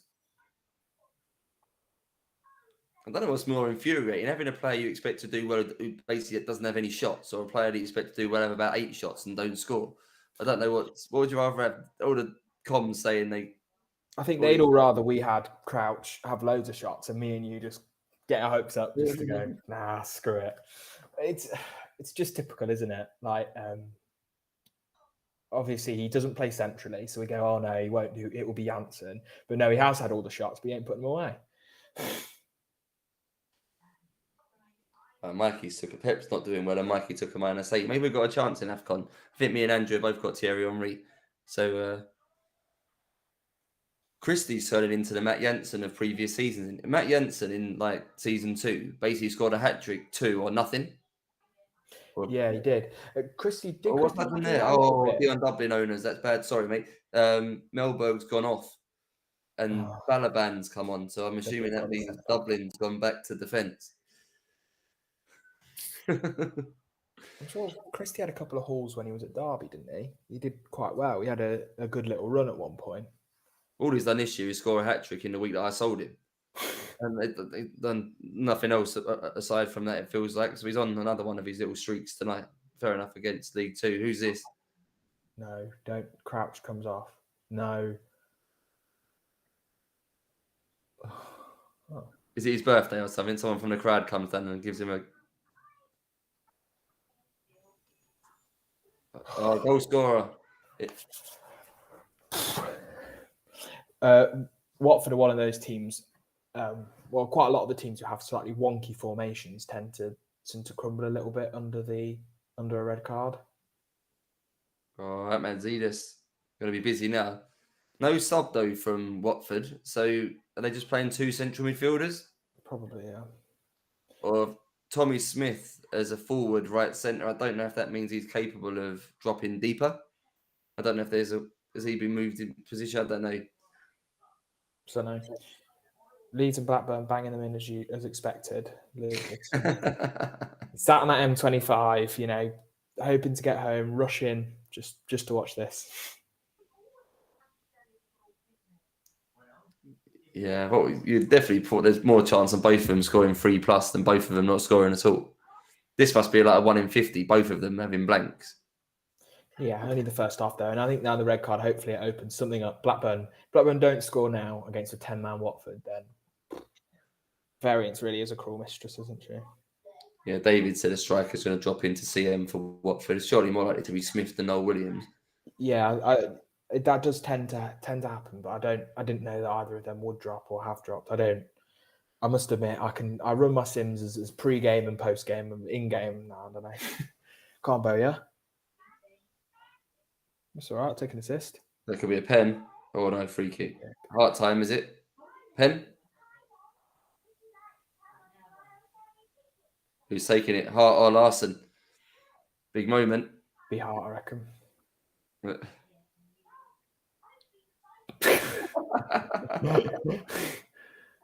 knew there was a yellow coming for that. Is he in Hart? Usually is when he's on the pitch. Harsh for Larson owners that he's not usually a Hart game. This is normally a Sing game, in which case Larson would have taken that pen. But I think Larson gets the assist. I think it was him that was fouled. Yeah, people what's named Larson? captain. Andy Martin's going captain. I think there was a few others as well in the spaces earlier. So yeah, I think he was in the sort of top 5 captain options. If you weren't going Blackburn, you go Leeds, wouldn't you? Oh, good. I hated out Slakovic for Crouch, so I don't want anything there. Keane? Sure, it just said that it had Keane in white. For a minute, I thought it was Leeds. There's a postman. Goal, Man United clean sheet wipeout. Not a good night for many people. It's Chelsea and Man United both gone. That's all my clean sheets. Oh no, Coventry have still got one going. Alan Johnson for the first. How many's he scored this season? Not very many. No. We were so used to those Middlesbrough wingers doing well. They're quite what, they 8 million a pair or 8 million a pair. Barnsley 0-0 Newcastle, Everton 3-0 Stoke, and Wolves battering Man City. Good night. Both 1-0 up, Alex. Villa are beating Chelsea. You're beating Man City. Good. Big night. These kind of things, it's been a long time since we've been able to do that. Although we've actually had quite a good record against Man City since we've come back up to the Prem. Someone said earlier in the chat that Villa are second in the league in our sim now. Yeah, they are, aren't they? Well, they are with this win, I think. Yeah, all clean sheets in the mud. A few people there. Neo's happy about the United clean sheet going. Henry's lost all his clean sheets. Yeah, there's Innes Bricken, double United, double Chelsea. I think that'll be quite common. Yeah, I can't imagine anyone's got any clean sheets left at the minute, unless you've got an Arsenal defender or potentially Matt Zedas. Yeah. Some people have that Mercedes. Arsenal defender maybe, and obviously Headman owners. And Kirkland. Oh yeah, Kirkland. So there'll be a few, but not many. Not many floating around. Can't imagine people have more than one or two, because you'll have a lot of double defenders. That's when people in these games, if you've got those defenders, especially when they're stacked up, it doesn't really matter. If we've all not got a clean sheet, then great plan. Yeah, Coventry clean sheet, yeah. Mills has still got a clean sheet. Kirkland clean sheet safe. Yeah, I think that. Graham's got Danny Mills still. Fair play, clean sheet and an assist. Team of the week candidate there. Danny Mills. Yeah, I think. No, I don't think there'll be many clean sheets. Yeah, it's hard to predict. What's Perlo said? Okay, not reading that out on stream. Oh, okay. I've just seen it now as well. Rufus missing is a shame. Yeah, Arsenal still not conceded a goal. I think Martin mentioned it. It's got to be about 5-6 weeks. Arsenal's run a clean sheet. So and I took Ashley Cole out this week. That'll be standard as well. When the one clean sheet I get my transferred out defender. Yeah, Arsenal do okay. Do okay for clean sheets. I think we came to sort of expect that the Arsenal in our sims over the last 2 seasons, especially, have just become massive trolls that just don't give us anything to be happy about. People just got so carried away that obviously the first half of the year I think they pretty much conceded as many in the first half as what they concede on average over a whole season from the pre-season sims. So everyone just thought it was a bad sim for Arsenal. I don't know if it was a change of manager or things just sort of even themselves out. But yeah, definitely a lot better now, Arsenal. So I was debating Westerveld because I really didn't want to go Kirkland like everyone else. I was really considering Westerveld on my free hit. I thought we had that combination of possible save points, possible clean sheets, and bonus points. It should have done it now, but I didn't want to pay 5.5. And I think at the time I actually needed all of my budget for my free hit team. I didn't have anything left. When was this? Last week? No, I played 2021. I think I played my second wild card. Oh, you meant what you said? Free hit. Oh, sorry. Yeah, I mean wild card. I was confused. I was like, oh, yeah. No. I think you pretty much. I mean, I'm going to wild card. My plan is I've got 3 chip weeks in a row. Is the plan? Free hit 27, form enhancement 28, and then wild card 29, and hopefully set the rest of the season. So I don't know which way I'm going to go in 29. Could be 30. Depends. Interesting if anyone in the chat's going to save their second free hit for some time after game week 30. I'm not expecting them to have a plan exactly what week to use it, but I don't think there's too many people with 2 free hits left. I think most people are probably down to 1, and I think a lot of people probably played them in either game week 2, which was obviously a common free hit week, or they maybe played it in the recent, was it 24 when there was barely any fixtures? I played it in 24. So people probably do have a second one left, and they're probably a lot of people are going to use it next week. But it'd be interesting if there is anyone that is going to use it after that. I think the thing with next week is, I know you probably shouldn't free hit just for one player, but I just think with Shearer's games, you can obviously get Shearer. You know, you've got so many teams doubling with 2 home doubles as well. You've got Everton with 2 homes. You've got Newcastle with 2 home games. Sunderland are obviously doubling. As a Man City with 2 homes. You're not going to want those players long term. I know Man City double again the week after, and I know that Newcastle have Norwich, but I think if you can stack, you could stack some players. You even get Christie, people you're not going to want to own long term. I think it's a decent week. Although Everton do have Watford at home in 29, but then they've got Chelsea away and United away each side of it. So I don't know. I think it's a tough one. I think it's like you said, you could save it, but then again, you're going to want to use a different chip. If there's a big United double, maybe Captain Fantastic is better. But then are they going to play? That's the question. If United get, say, a triple or a quadruple or whatever they're going to end up with, a player is going to play more than once or twice if they win the league, for example. So it's hard to call, I think. I think free hit's got its risks. I think there could be some rotation if United do win the league and have a big double. I think Martin said on the Spaces earlier that he's quite keen to captain Fantastic Shearer next week. Obviously, if you're on a free hit, you can't use the other chip as well. No. So he can't play. So he's going to have to take a few hits maybe or something to get. I think it's a good option. I think it sort of depends on your team and what you're going to get out of it and whether or not you trust the rep. It depends on the league as well. If they're nice to us and maybe tell us that maybe Shearer's not playing or playing one of the games, I'd be concerned that Shearer might miss one, which would be my worry. Well, Dyer's the other dream one next week, but let's say 2 games in 3 days. What's he got 20 for injury proneness? That'll be sod's law that he gets injured or something, or low condition, misses the second game. Because I do worry next week that because the 3 teams you mentioned, particularly Newcastle, Man City, Everton, and those teams aren't exactly loaded with assets, are they? There are some standout players for those teams, Shearer and Dyer in particular for Newcastle. Anyone on free hit next week are going to have 8-9 of the same players. And I wouldn't be surprised even without looking and sort of talking to each other, there's quite a few actually with 11 same players. Yeah, no, I wouldn't be surprised. I think that you're going to see, I think people might go a couple of Everton defenders. Unsworth will be in, Shearer, Dyer. One Chop might be in quite a lot.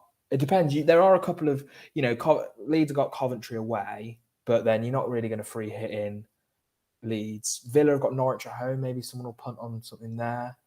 I don't know. It's tough to say, but like you said, I think there's going to be a lot of template that week. And I think you're taking risks because there's not a lot of none of the big teams really going to stack, are you, in that week? And it'd just be sod's law that they go off and then everyone not on free hit, doesn't do so well. I'm just going to grab a glass of water. Just give me 1 sec. A few things in the chat. David can't save his second free hit because he's already used it. Paul McGrath. There was issues today on the site with chips. There's a few people that were looking to use chips today and had problems. There was a message that went out on the live account to do with that. I'm not sure if it was anything to do with the fact Gaffer game runs off the same website, and that game, I think, possibly launches tomorrow. So if they was doing some something around that. It may have done something to the ChampMan game. So I'm not an expert on these sort of things, but I do know through Discord that there was issues with chips in general for people that wanted to use them today. I think a few people wanted to free hit and it weren't activating properly. For example, a message did go out from the main Twitter account around it. I don't know what the solution was, what was being done about it. So check that tweet. It went out. Oh, and the captain just put in there we're on the case. So it is known. It's not something specific to you. I think it's a site problem for today. So I'm sure that will all be up and working again for next week for people, because I think there'll be a lot of chips in use next week. So could cause big problems next week if people can't activate their chips. Maybe on different strategies, wildcarding next week.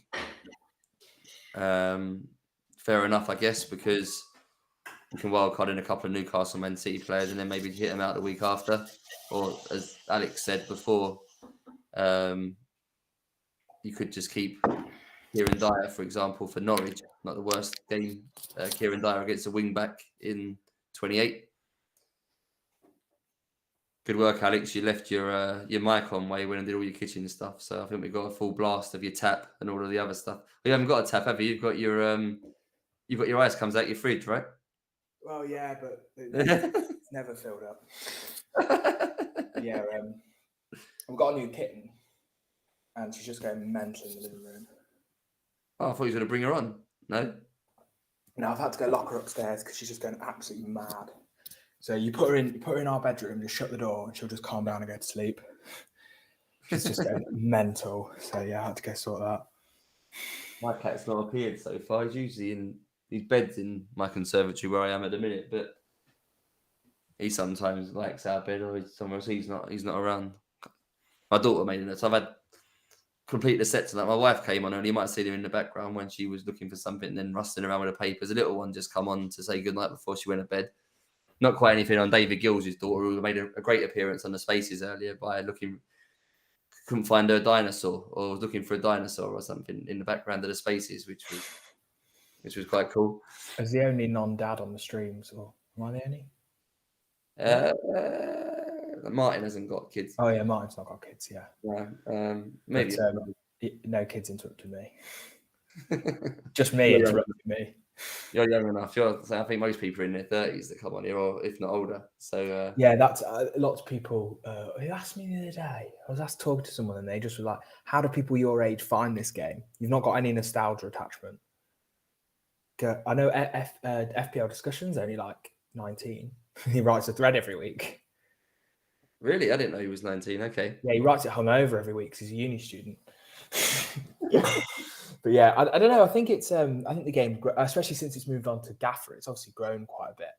So it's quite easy to find. But I don't know. I think I kind of came across it a bit by accident because Scout used to put out tweets about it, didn't it? I can't even remember how I found it in season 1. I don't know if I've spoken about this before. I think because at the time I didn't know Andy, Simple Gold Dave, or James. I didn't follow any of those. I played FPL for quite a long time heading into lockdown, but I wasn't particularly active on Twitter about it. I had a Twitter account, but it wasn't as FPL heavy or fantasy football heavy as it is now.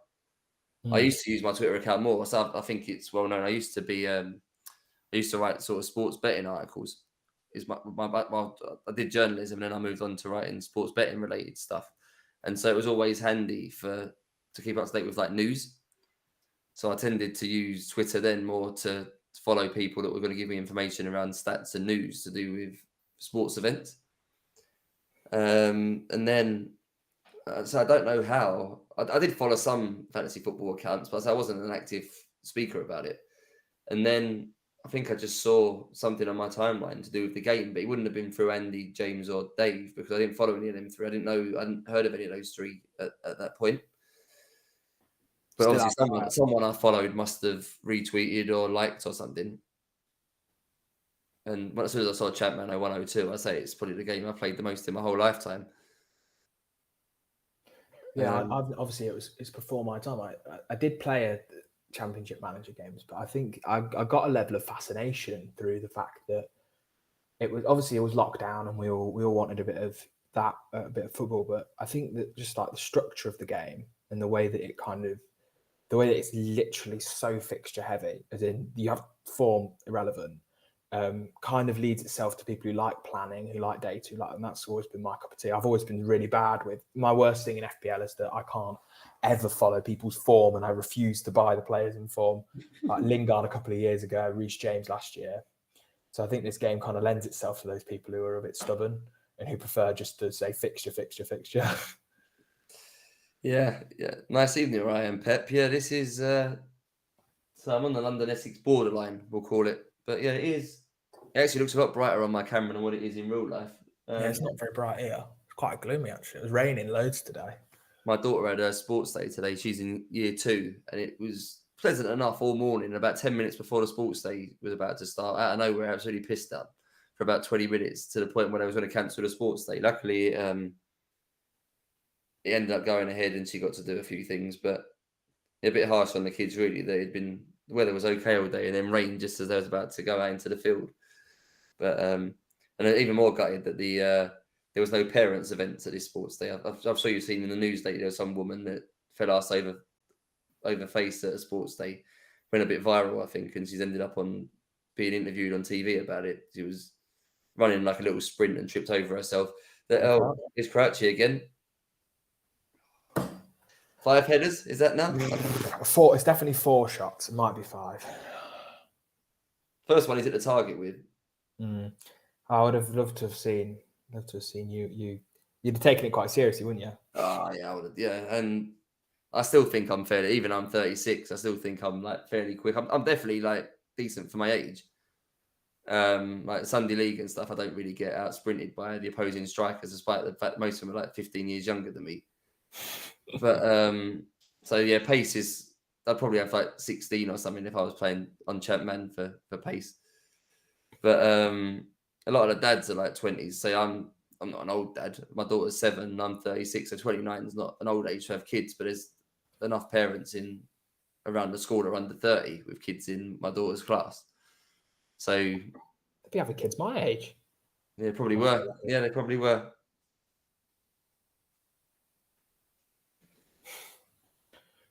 But yeah, so I was looking forward to that. I even went in my shorts just in case. Then trainers, I got changed just before I went to the sports day, just in case I was asked to participate. But you doing stretches on the sideline, I can imagine it. yeah. Went over and did a 15-minute warm up over the side. I didn't watch my daughter do anything. I was just over there doing some star jumps and stuff to warm up. 1986, what a year to be born.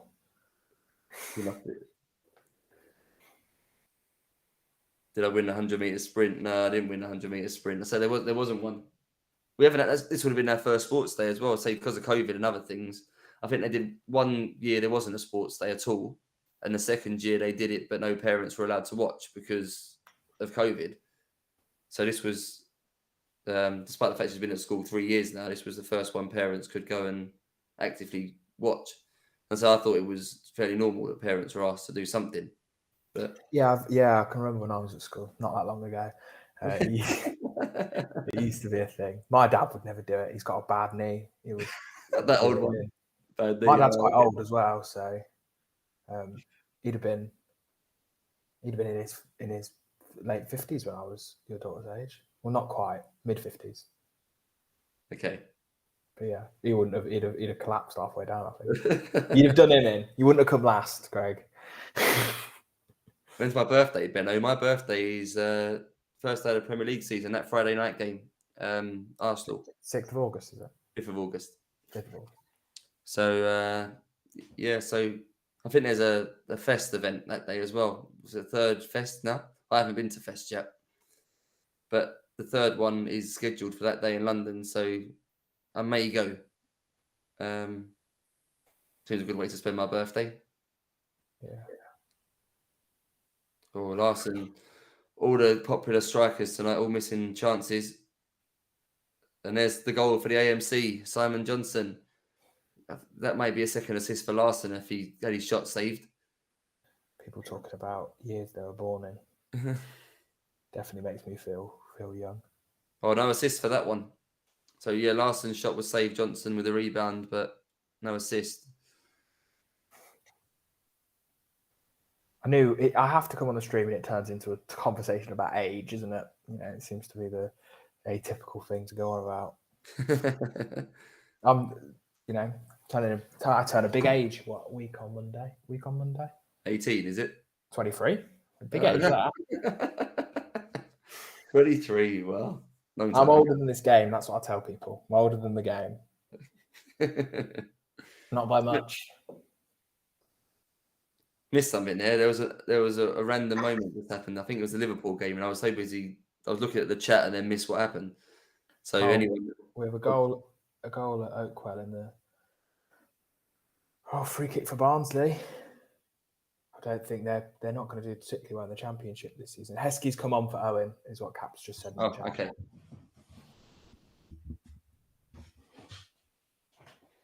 Andy, I've been told, probably the only millennial in this chat. No, I think I'm counted as a millennial, don't I? Goal for Barnsley, though.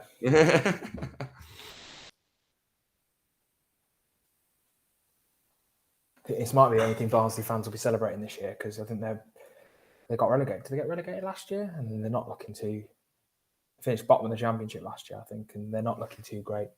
Double sub by Chelsea, Knight on for Forsell, Lampard on for Petit. Apparently, Lady in Red by Krista Berg was number 1 when I was born. Living de Vida Loca by Ricky Martin was number 1 when I was born. That's not bad. That's not a bad song. Good tune, that. Greetings come on for Miller, and Ricard replacing Boxic. You might be wrong there, Benno, to be fair. I'm having a look now. Number 1 song on August the 5th, 1985 was Shout by Tears for Fears, according to one site. And Nedved's just come on for Gigs. I always thought, for some reason, Into the Groove by Madonna was number 1 for my birthday. Something's going on. Controversy in the States of what was number 1 on August the 5th, 1985. Here we go. What's Taylor done? He's been booked already, I think. Yep. Blackburn down to 10 as well. One of the 3 strikers going to go off. Here we go. Oh, no. No. Oh, it had to happen. So Marcus Spence done nothing all game. Crouch is having all the chances and he's gone off. Oh, you're joking. Not even made 60 minutes. So 1 point double to 2 for Crouchy. Yep. I think we can be safe to say he's not going to get any bonus points as well, because if he was playing better, he wouldn't have gone off. No. Second week, I had Henry last week who didn't get any bonus. So he got 2 double to 4. And then Crouch this week 1 double to 2. Yeah, I've got a -4 for one captain point and Ferdinand not starting. My -8 has got Kelly with nothing, Bowyer with nothing, and then Crouch. And the funny thing was, if I hadn't have got Crouch in, so I've got Crouch in for Libra, who's got a double coming up now. So now I've got to sort that out. Probably reverse the transfer to get Libra back. And I would have had Henry captain if I didn't bring Crouch in, who's obviously scored. Everyone's talking about the number 1 when they were born.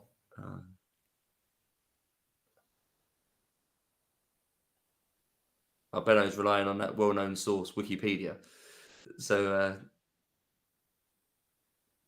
there's Peter Atherton. Oof, that could have been a big goal. A bit of an unexpected one as well. Alex Klebb was born on the same day as me. It's an achievement. Solomon Kalou was born on the same day as me, I think. The old Chelsea winger. Same day, same year. Yeah. Another wrestling reference as well, way before your time. Hang on, let's just do each other. Perez on for Van Bronckhorst, pre-60. But there used to be a wrestler called Tugboat in the early 90s. He used to be a tag team partner of Earthquake. He was born on the same day. Patrick Ewing, American footballer. But yeah, Kalou's got the actual same day and same year as me. Oh, you talk about people with the same birthday as you as well. Eric Abadal, I believe, has the same birthday as me. I think that's right. I used to have a calendar when I was a kid that used to have all the, it would be a footballer's birthday on every day. And I think it was Eric Abadal. Shows what a waste I made of my life when I could have done what Solomon Kalou had done, born the same day as me, and he went on to. That was it, wasn't it? There was Make a a lot more of fork it, in the road. Kalou chose one side, you chose the other. But you ended up. Wow, is he on a ChampMan stream? No. Does you know what ChampMan is? No, shame for the lad. So now James Madison's putting it in all them football group chats. Has he? Oh, you not heard that? No. James Madison watches the stream. Is that right? I'm sure someone said that. I'm sure someone said that James Madison watches the stream, which I do not believe. But Jason Kumas. No way you're the same age as Eric Aberdell. I'm not, no. But, he has got the same birthday as me, not the actual same year born. Bad luck for Eric Bakker owners. It's the other two central midfielders that have combined for that Ipswich goal, Fotheringham with the assist for Kumas. Oh, sorry, Jack. He was a basketball player. American sports not really my thing. Simon Davis off. I think there for you. Got him. That's another. So two pre 60 substitutions. No clean sheets. Oh, Hedman's still got a clean sheet, hasn't he? Come on, Bowyer. Bowyer can do something. There's Simon Johnson again. It's rubbing it in the face of all them Keane owners, isn't it? What could have been? This is going to be a howler week for me, I think. I mean, my season's dead in the water anyway, so it doesn't really make much difference. I haven't really got any differentials here. I can get, like, Henry scoring wouldn't be bad. I've got him as vice. Come, Bowyer assist, I'll take it, even if, no. It's probably the bigger problem is the well-owned players from other people not scoring. It's not so much my players getting points. It's the Henrik Larssons and people like that can, and Gronkies and stuff that could do me. Like the other week, Partridge scored like 89th minute, didn't he? Might have even been last week. Yeah, he did. He scored. So that was quite damaging for me. A lot of people around my rank have got him, I think, and he ended up getting some bonus. I don't know if that was solely because he scored, but that I think ended up with like a 9-pointer or something last week, and I didn't have him. It was all because of that goal, sort of right at the end. Simon Davis pre-60, yeah. No, I've not. I'm just reading through the chat now. I'm dead. My season's been dead for ages. I held off playing any chips until game week 16, and it just didn't pay off, and it's just done for now. Yeah. I still haven't been in the top 100 all season yet, so that's still my goal to get into there. I was sat in the top. I was sat top 50 for first 10 or 11, 9, 10, 11 weeks, something like that, and then had a week where I just tumbled from 55 to about 160 something, and I just haven't even been back in the top 150 since then. I was on the charge the other week until the game week 24 when I only had 4 players. I think I only got about 20 points. I took a -8 and I only had 4 men playing. And I dropped down from about 107. Hopefully that's Viduka.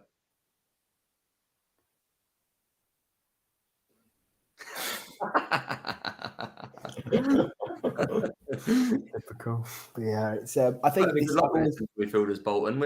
Carrick, Wally, those seem to have vanished, and now they've got another one out as well. I always think this game is the standards like just expanded now, hasn't it? It used to be that only the top sort of 25, 50 were the elite, but it's gone past that now, I think. It's York, quite a week after his hat-trick last week. I think it's ahead of the Warlock field. Go on, Veron.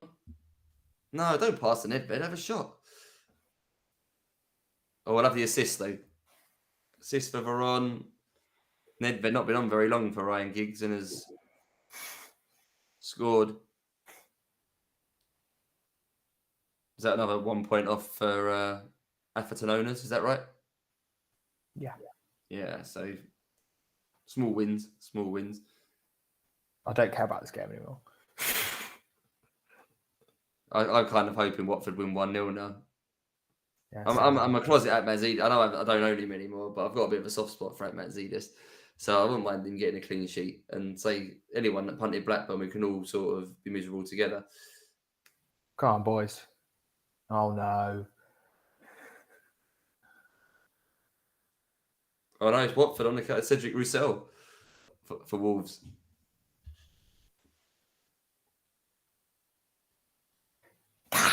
Cedric Roussel. Yeah.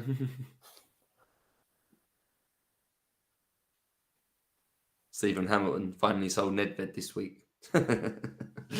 Typical. I can understand why he sold him. You can probably get a decent Leeds or Blackburn player for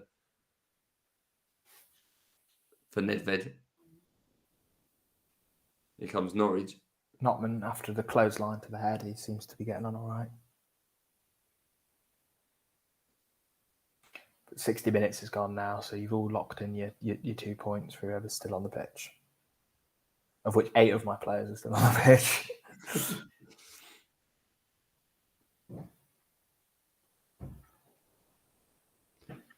I did say, didn't they, that so on some of the screen grabs that Benno shared earlier, he did make a point in saying that, well, he didn't make a point, but I just noticed that there'd been a fair few red cards in some of the screen grabs he showed. So a lot of them had Crouch with like 5 shots, but there was a lot of red cards.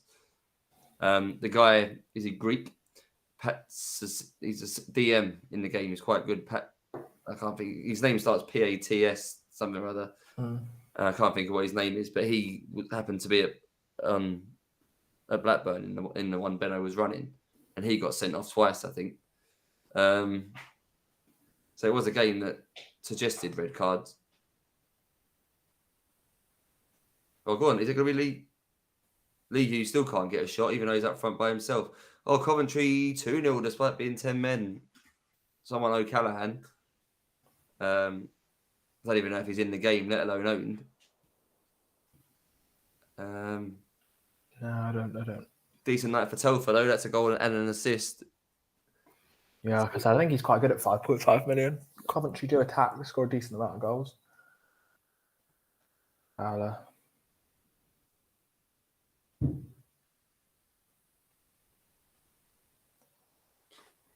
Few people upset. We're getting upset with Blackburn in the chat. Duff. Someone's got Jensen. I think that's Darren repping the Man on podcast in the chat. He's the sort of person that he's got Paul Telfer. Villa sub Thompson off from McGrath. Yeah, he's legit player, McGrath. He didn't. No, it's not Paul McGrath, by the way. It's John McGrath, but he didn't really play for the first team.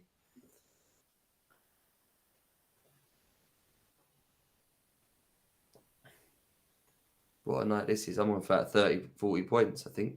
30 points. Oh, here we go. Go on, Henri. Here we go, goal. Yeah. Yes. I'm in for a fat red arrow with this because I think Henri was a popular choice, wasn't it? I'm going to get saved by the vice captain 2 weeks running. I say last week it was Lee Hendry, and this week it's Henri. Filling on for off the pennant, even. Probably better for Henri. He's a better right winger, isn't he, Pennant? Yeah. Yeah. Big punishment, really, for me. But hey. Obviously, quite a lot of people had Henri for the recent run, which didn't go that well. I don't know if people would have got impatient this week and sold for a Viduka, or whether they would hold but maybe not trusted an armband. Yeah, I think your data. I think the man on data would have potentially moved a few people to either moving him in or captaining. I think it stopped me doing it. My initial thought before I saw Martin's data was to do Henri to Viduka. That was going to be my move this week. And it convinced me enough. So it was more the fact that Arsenal were playing attacking that made me keep Henri, or had the option of playing attacking. I'd convinced myself that was going to be normal. But I thought that was enough that... Yeah, see, loads of people would say, well, not loads, because a handful of people saying captain. Obviously, you're always going to have those. But my data, I didn't do a huge amount of swimming this week, although I did a bit on some of the games. I was looking at Henri. I actually ran a few sims after watching the Man on video, and I didn't see a huge amount from Henri. So it just shows the variance and how it plays out. But yeah, I think if you trust the data more often than not, you seem to be right. Unless you're me, obviously, and then you're more often wrong. He's one of those again, Henri. His attributes are quite well rounded. I'm not saying he's one dimensional at all, but maybe his attributes are better suited to away games when teams attack Arsenal. He's obviously his main attribute, as in real life, is his pace acceleration, not his sort of physical attributes. He's fine for like jumping, heading, those sorts of things in the game, but he's better with his pace and and things like that. Luke So had a Omri emergency captain. who's done that? Luke. Oh, and he's got Robbie Keane. Yeah. I think it was a smart thing. Although people will laugh, obviously the data said he does well, and generally a good rule of thumb is to put your emergency captain on an away player, because then if there is rep, you're more or less guaranteed to have someone come in for your captain. So that's exactly what he did, and his player got repped or rotated, and emergency captain came on. So it wasn't too out there really. I don't think. Yeah. Oh, there you go. It's a bad 2 minutes for Hugo Ekiog owners. He just got booked, and now he's just conceded a second goal. So I think Ekiog's on for a 0, which is about 45% of the game, I think, including both of us. Yeah. I don't know if we're going to get rescued by a couple of bonus points, but probably not the way this is going. No, I don't think so. So yeah, big fat 0 for a lot of people with 9 or 10 men already, and now they've got. I think I'm on for two returns. That's it at the minute. I've only got 3, 2 on re goals and a Veron assist. I think is all I've got, and Kirkland clean sheet. Chelsea having a go. Lampard on. And a score. A few substitutes getting involved, aren't there? Perez with an assist, Boxic with an assist, and now a goal for Frank Lampard. Good sort of 5 minutes there for substitutes. Yeah. You know, I've got a Hedman clean sheet and a Ruud goal, vice captain goal, and that's it. The minute. Andy Martin's vice captain Hedman.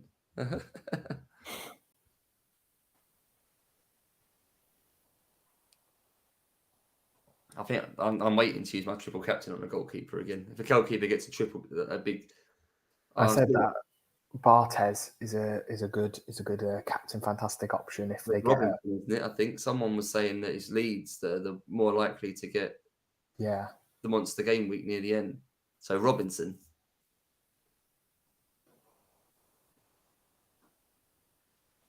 He's missing a shot. It's quieting down a little bit. We've had not many returns other than the Henry one. It's not, to be honest, it's not going to be a high scoring week, is it? Benno said something about giving away some beer if Henry made it into the team of the week. Is that right?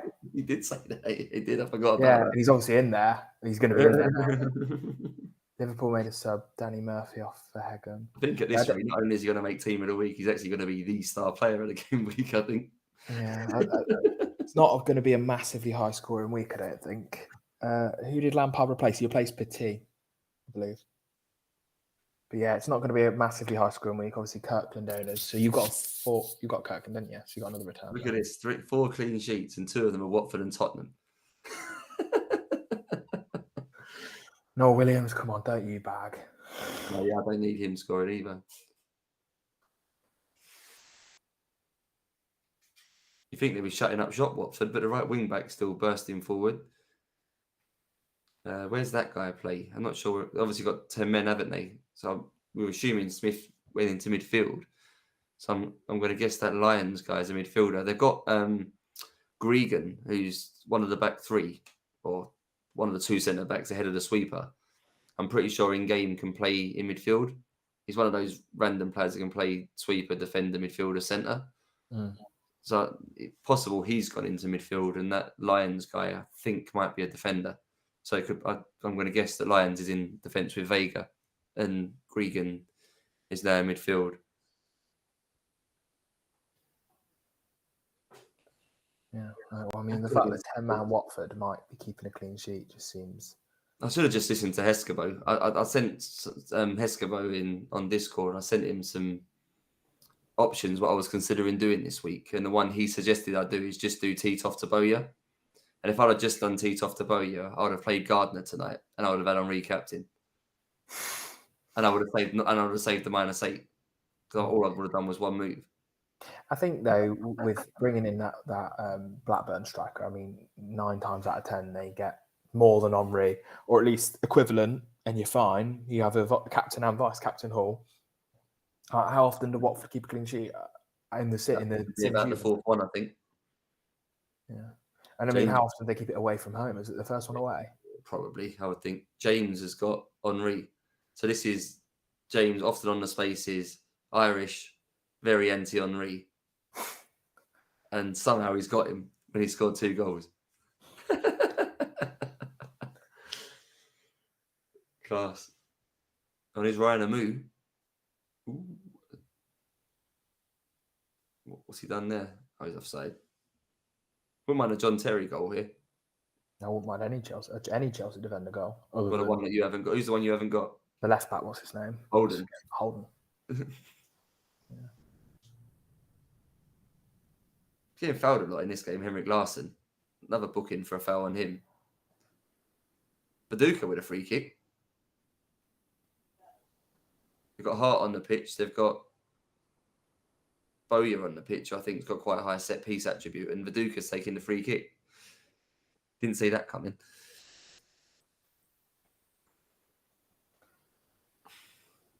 Not a lot going on. It's 20 to go. Let's have the Henry hat trick. We might as well. Just pile on my punishment. There's always that one player every week. It was Phillips last week. It was Viduka a couple of weeks back. That one premium that absolutely smashes it more than all the other ones. Yeah, I think I've been on.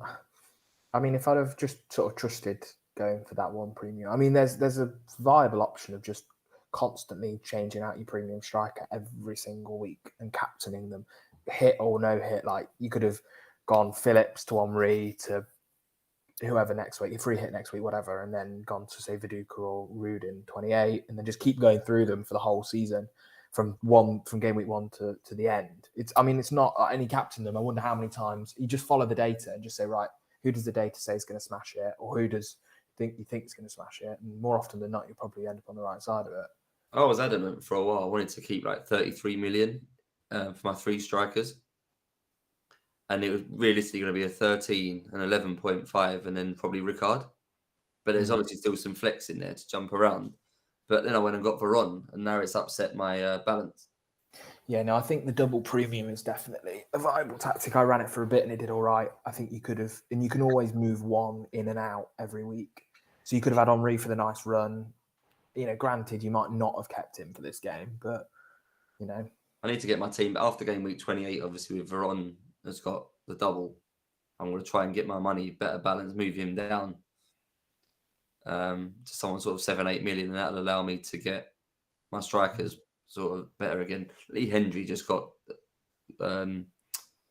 robbed of a basic assist. I think he squared it to Balaban with an open goal and missed it,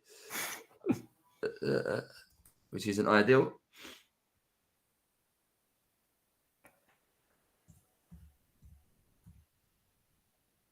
That's what I missed not having my last wild card for. So I don't regret using it because I think it made sense at the time. But I was a bit unlucky with some rotation around the time I used it.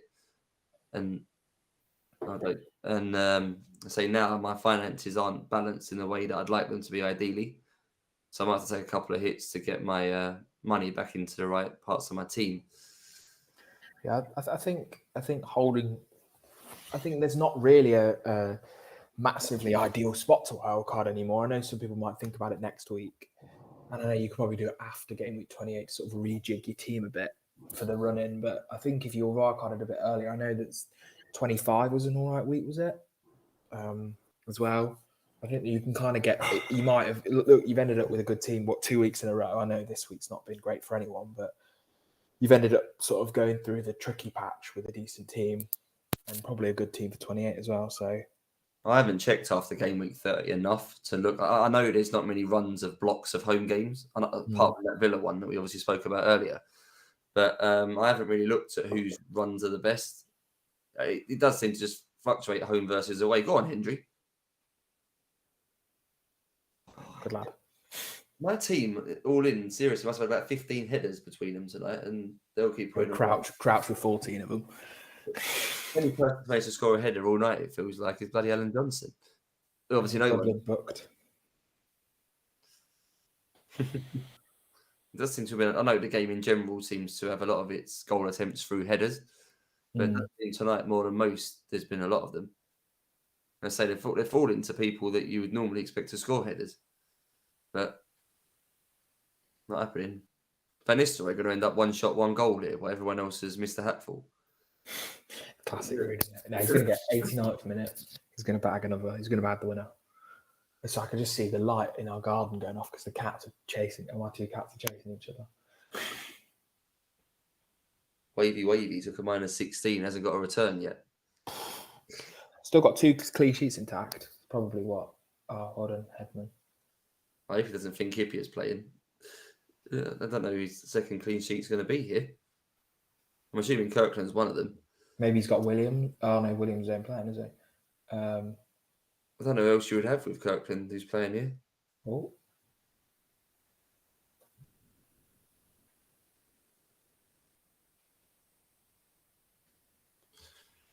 Yeah, very dead. This block of time in the game tends to be like there's not many goals between half time and 60 minutes, but at least normally it's.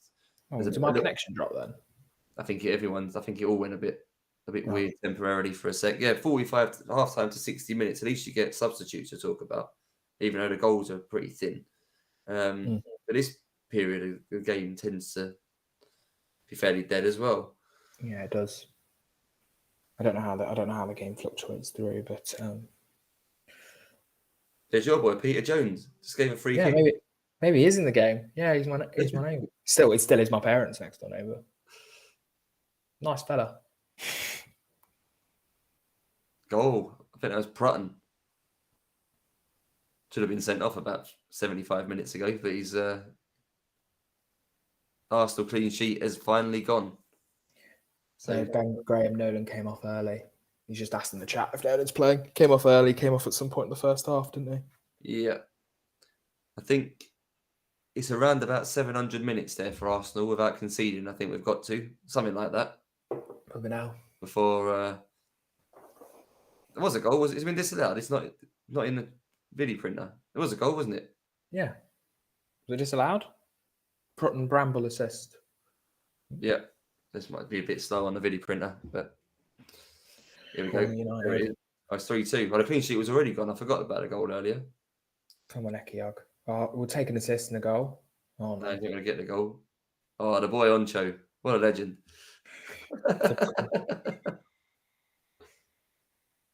Ron Nedved.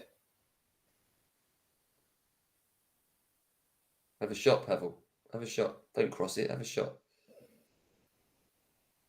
Yeah. Second Veron assist. We'll take that. Punish left, right. Everyone I don't know. Apologies to whoever it was in the chat earlier that took Nedved out for a hit this week. Would have been quite content with his move when he saw the lineups earlier when he was on the bench, and then he's come on and scored 2.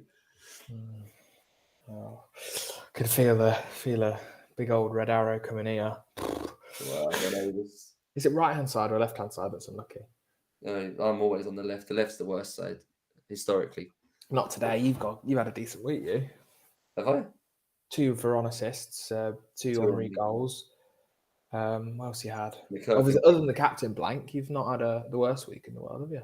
No, that's another goal. I missed that. Stoke. Oh. Who is it? Tom Youngs. I don't know who that is. He plays for Cambridge. Quite good on the game as well. Forward, right, left, centre. Quite young when the game started. One of the sort of lower league players who's worth considering signing. He starts at Cambridge. I wouldn't say he's amazing. I've owned him once or twice. He's okay. But I've never actually played the game properly. Doesn't give me the nostalgia kick. Well, I don't know what he is in real life, Tom Youngs. I don't recognise him as a legit footballer. I'm sure he did play like lower league or something in this era. But I know him from the game. Do you know, you just know, don't you, from... Well, you won't know, obviously, you didn't really play, but if you manage in England, there's a few players in the lower leagues that are kind of worth picking up when you start. Everyone knows about the overseas, sort of the 2 Madeiras and players like that, but there's a couple of interesting lower league players. That Kilford, who's at Wolves, was involved in one of the Wolves goals early. So he starts at Wigan. He's not too bad. Yeah, Youngs. Isn't Tom Youngs a rugby player? There is a Tom Youngs who plays rugby for England more recently. What a week for Ben Graham on recaptain and Veron vice. Oh, not vice, just he owns Veron. A definite green arrow for anyone with on recaptain. I think we're gonna have some big fluctuation. I can see that there's going to be some pretty low scores this week, and anyone without say Veron, Henry, is going to be looking at the sort of mid 40s because no clean sheets for the big hitters. Obviously, a lot of people have Kirkland. Wavy as part of his -16 and no return so far. Sold Thierry Henry.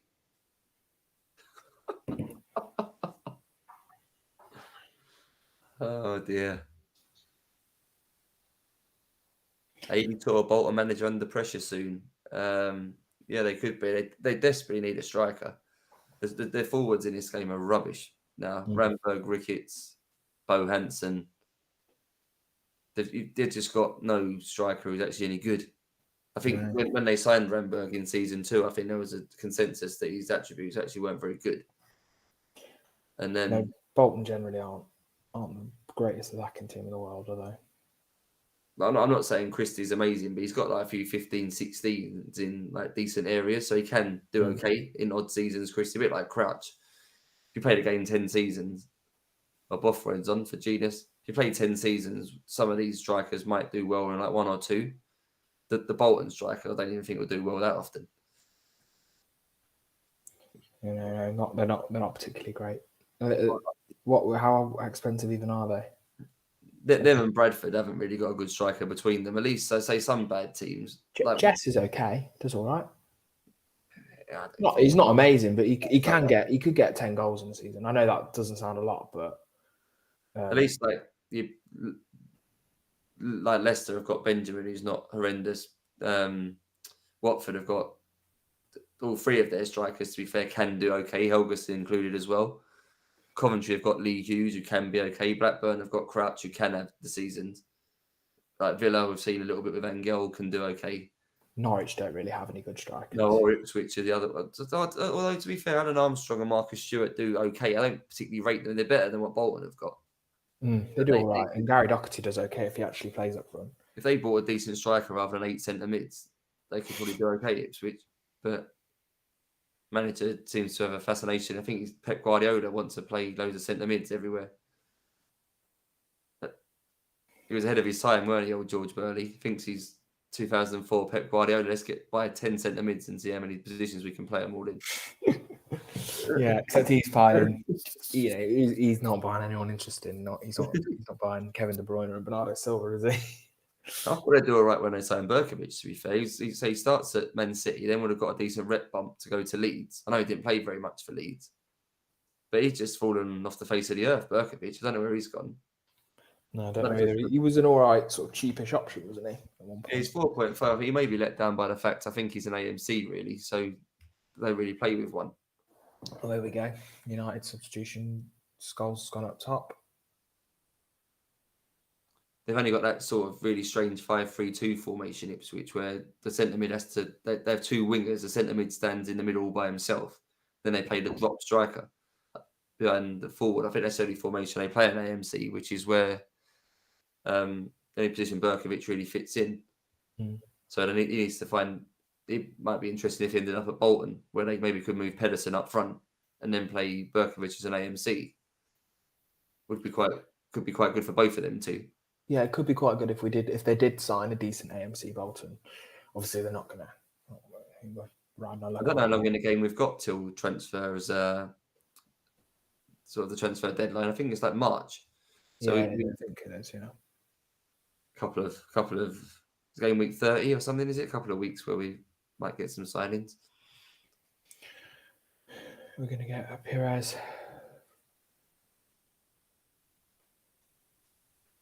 I'll go away to Rico. You could really use an Owen goal. Well, he's not on the pitch, so you might struggle with that one. Late Ipswich comeback, is it?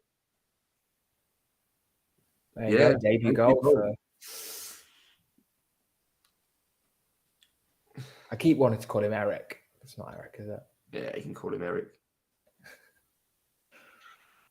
Who did Heskey come on for? Owen is the answer, but I feel like I'm just repeating myself. Wavy, captain, vice, and emergency have got 3 points between them. That's borderline going to go down in fantasy ChampMan history, I think. This minus 16 took out Henry, who's obviously scored 2 goals, and then the 3 captains get 3 points between them and no attacking returns. That's probably up there. Wavy is probably one of the worst sort of accumulation of events I think I've seen over 3 seasons. Yeah, wasn't there someone in season 1 have an absolute horror show where they captained someone they got like 19 points or something? Is that right? I'm sure someone can correct me. Someone got really, really low points in season 1. Yeah, don't remember either. That's pretty rough. A minus 16 for take out the player of the game week, and then the captain and vice do nothing. Don't really get too much worse than that, I don't think. Oh, Paul Bricky? Is that? I don't know. Aaron, I think, got Backer in. Fair play. I think he's a decent. I think if you're wildcarding anytime soon, I think he should be the 4.5 lock because he'll probably be on penalties. Ipswich centre mids are good for goals normally. He's just never trusted them to play. One of them usually scores most weeks. It's just it was 8 points apparently. I'm sure I saw it. I'm sure the screenshot. Yeah, -3. Captain someone on a -3. I can't remember what it was. It was definitely in season 1 though. Well, he captain Hippier and got sent off or something. Like Tarico. Triple captain. That sounds like me in FPL. I think I might have told this story before, but 2 or 3 seasons ago, I forgot to activate my triple captain chip. I think like game week 36 was a big double game week. And I forgot to activate my triple captain chip. So in game week 37, I just had to use my triple captain. And my best captain was Son, who played Bournemouth, who then got sent off for kicking out at someone.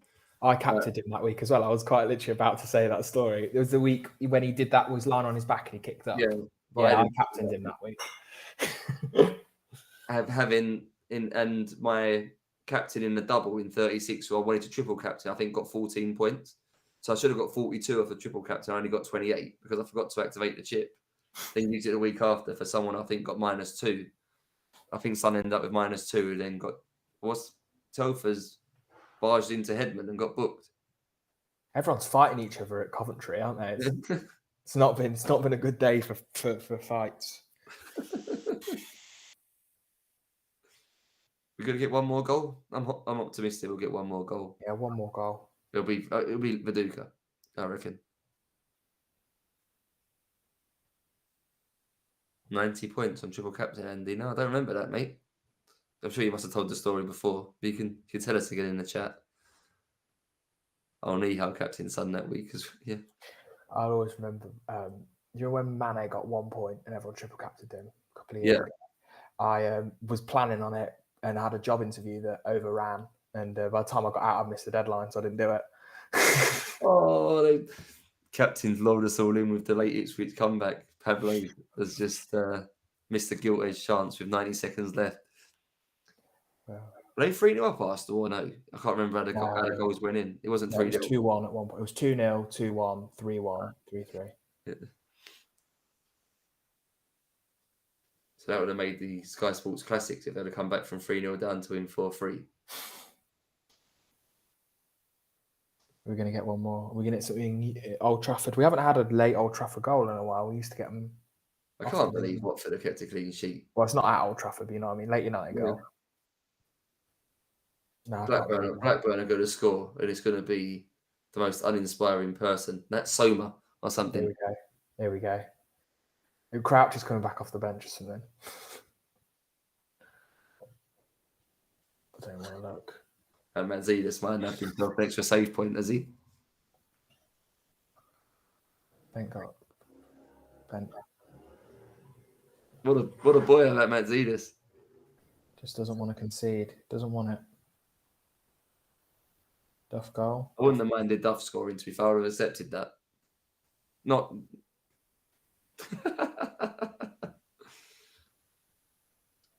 If I was going to pick my best 11 in this game based on who I actually like, I think Atmatzidis would be in goal. Favourite 11, just for... I like him. He's good for save points. He does pop up with them. Viduka, Hart's brought the ball down. Jerry Kelly's not been mentioned at all. Go on, Bowyer.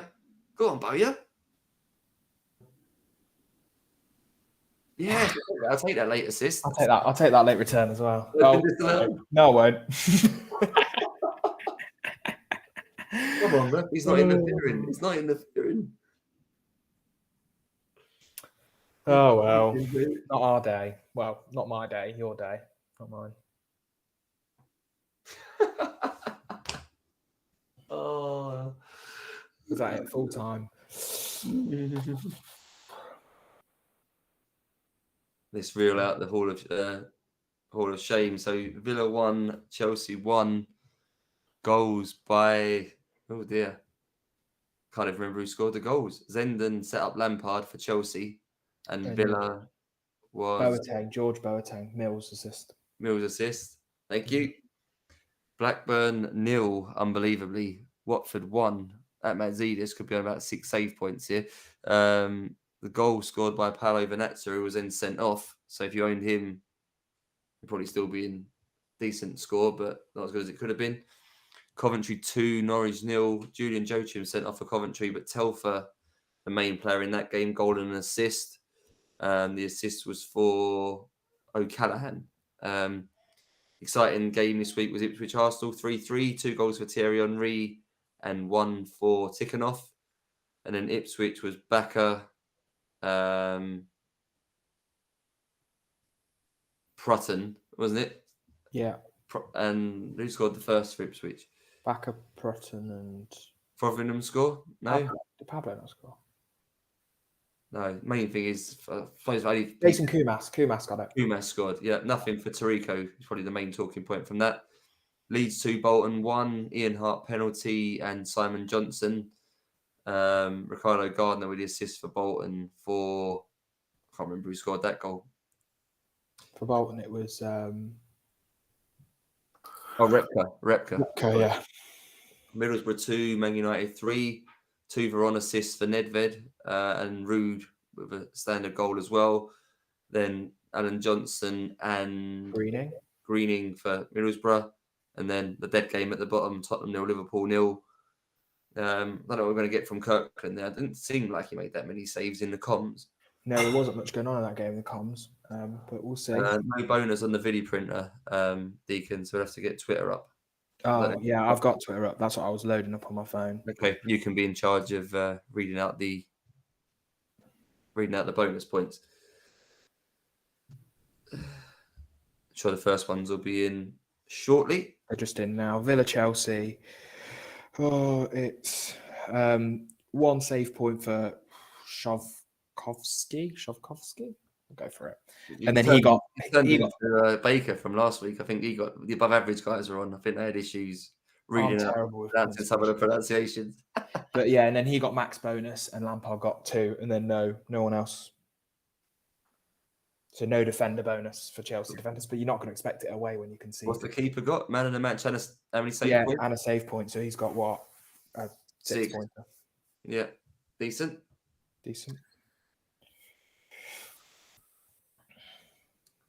And Lampard with a goal and some bonus, so not bad for him either. No, not at all. There must be lots of 7s then in that game. Yeah, there was. Fair few 7s and 6s. All 7s and 6s for Villa, and then an 8 for Lampard and an 8 for, that guy. So in Blackburn, Watford, Atmatzidis with 2 save points and 2 bonus points. So Atmatzidis owners on 10, and then Marcus Bent with 2 bonus and Matt Janssen max bonus. So the other 2 attacking players are the ones we had. Yeah. Crouchy ended on a 6, subbed at 53 minutes. How many goal attempts? He had 5 shots, which is probably the most on target. 7 headers, 5-1. Typical. So yeah, not bad for Jensen and Ben. I think a few people that went small wins, but in terms they could have spent $1 million less than Crouch, and he's ended up with 3 more points.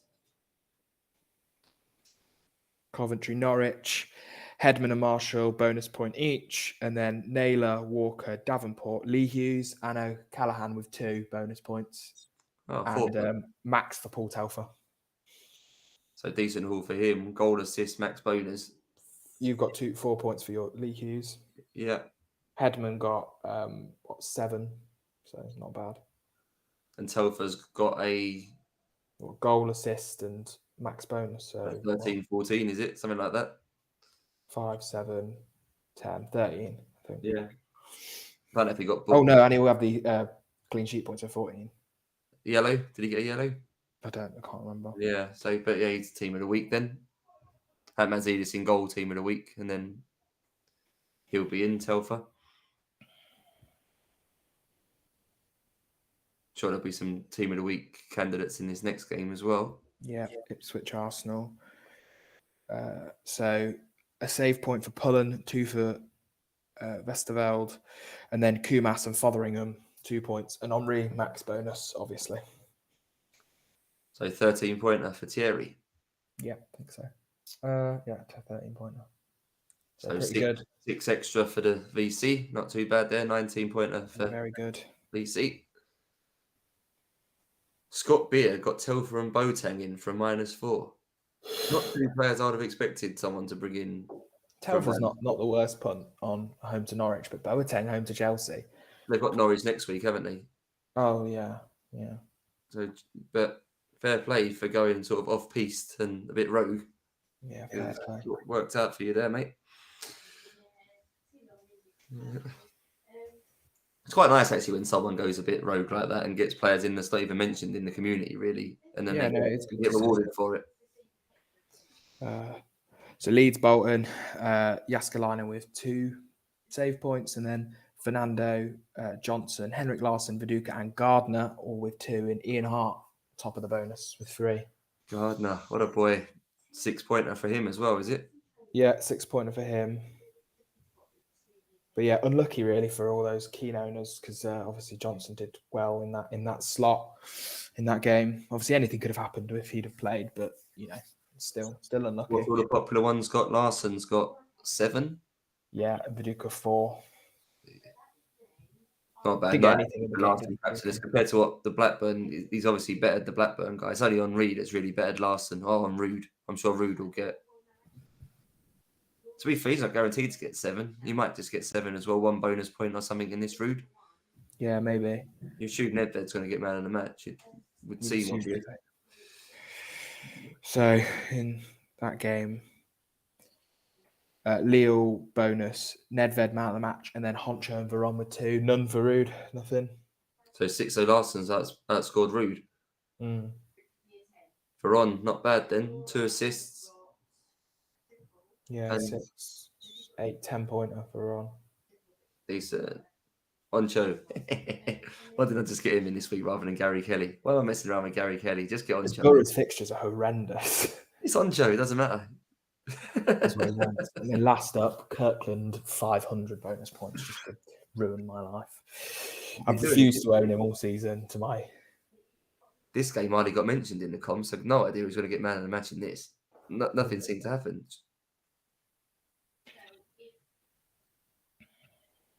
No save points, no bonus points. Imagine you've got no bonus points. Man of the match got a 7. And we've got Kirkland got a bonus point, and then he got 2 bonus. No, Kirkland got a save point, 2 bonus points. So 9. Everson, King, and Richards also with 2, and Fowler got man of the match with 3. So Kirkland got a 9 points. So not a great week for me. Big old red arrow, but hey. 9 for Kirkland, 10 for Veron, 19 for Henry. In my case, that might be enough by itself to keep a reasonable rank. I say the pistol else from anyone else, but probably 2s everywhere apart from those 3. Yeah. But I say 38, I think, just from those 3 down to 30 after the hit. I'm going to be in around about 50 points, I think, this week. Right, I don't think it'll be a high scorer. Right. Cool. Nice one, mate. I think we're done. Pleasure as ever. Yep. Got through that all right, to be fair. It wasn't the worst stream in the end. Minimal fixtures, but steady run of goals. Yeah, steady running. Wow, for you. Apologies for anyone that bought Blackburn players, and you know the risks with them. So you punt on the formation. And I say you play this game 9 more times. I think they'll score 3 plus 6 or 7. We just got the rogue bad one. We did. But now you've got to hit them all back out again. Having hit them all. That's what I'll call it there, Alex. Pleasure as ever. Speak to you all soon. Cheers.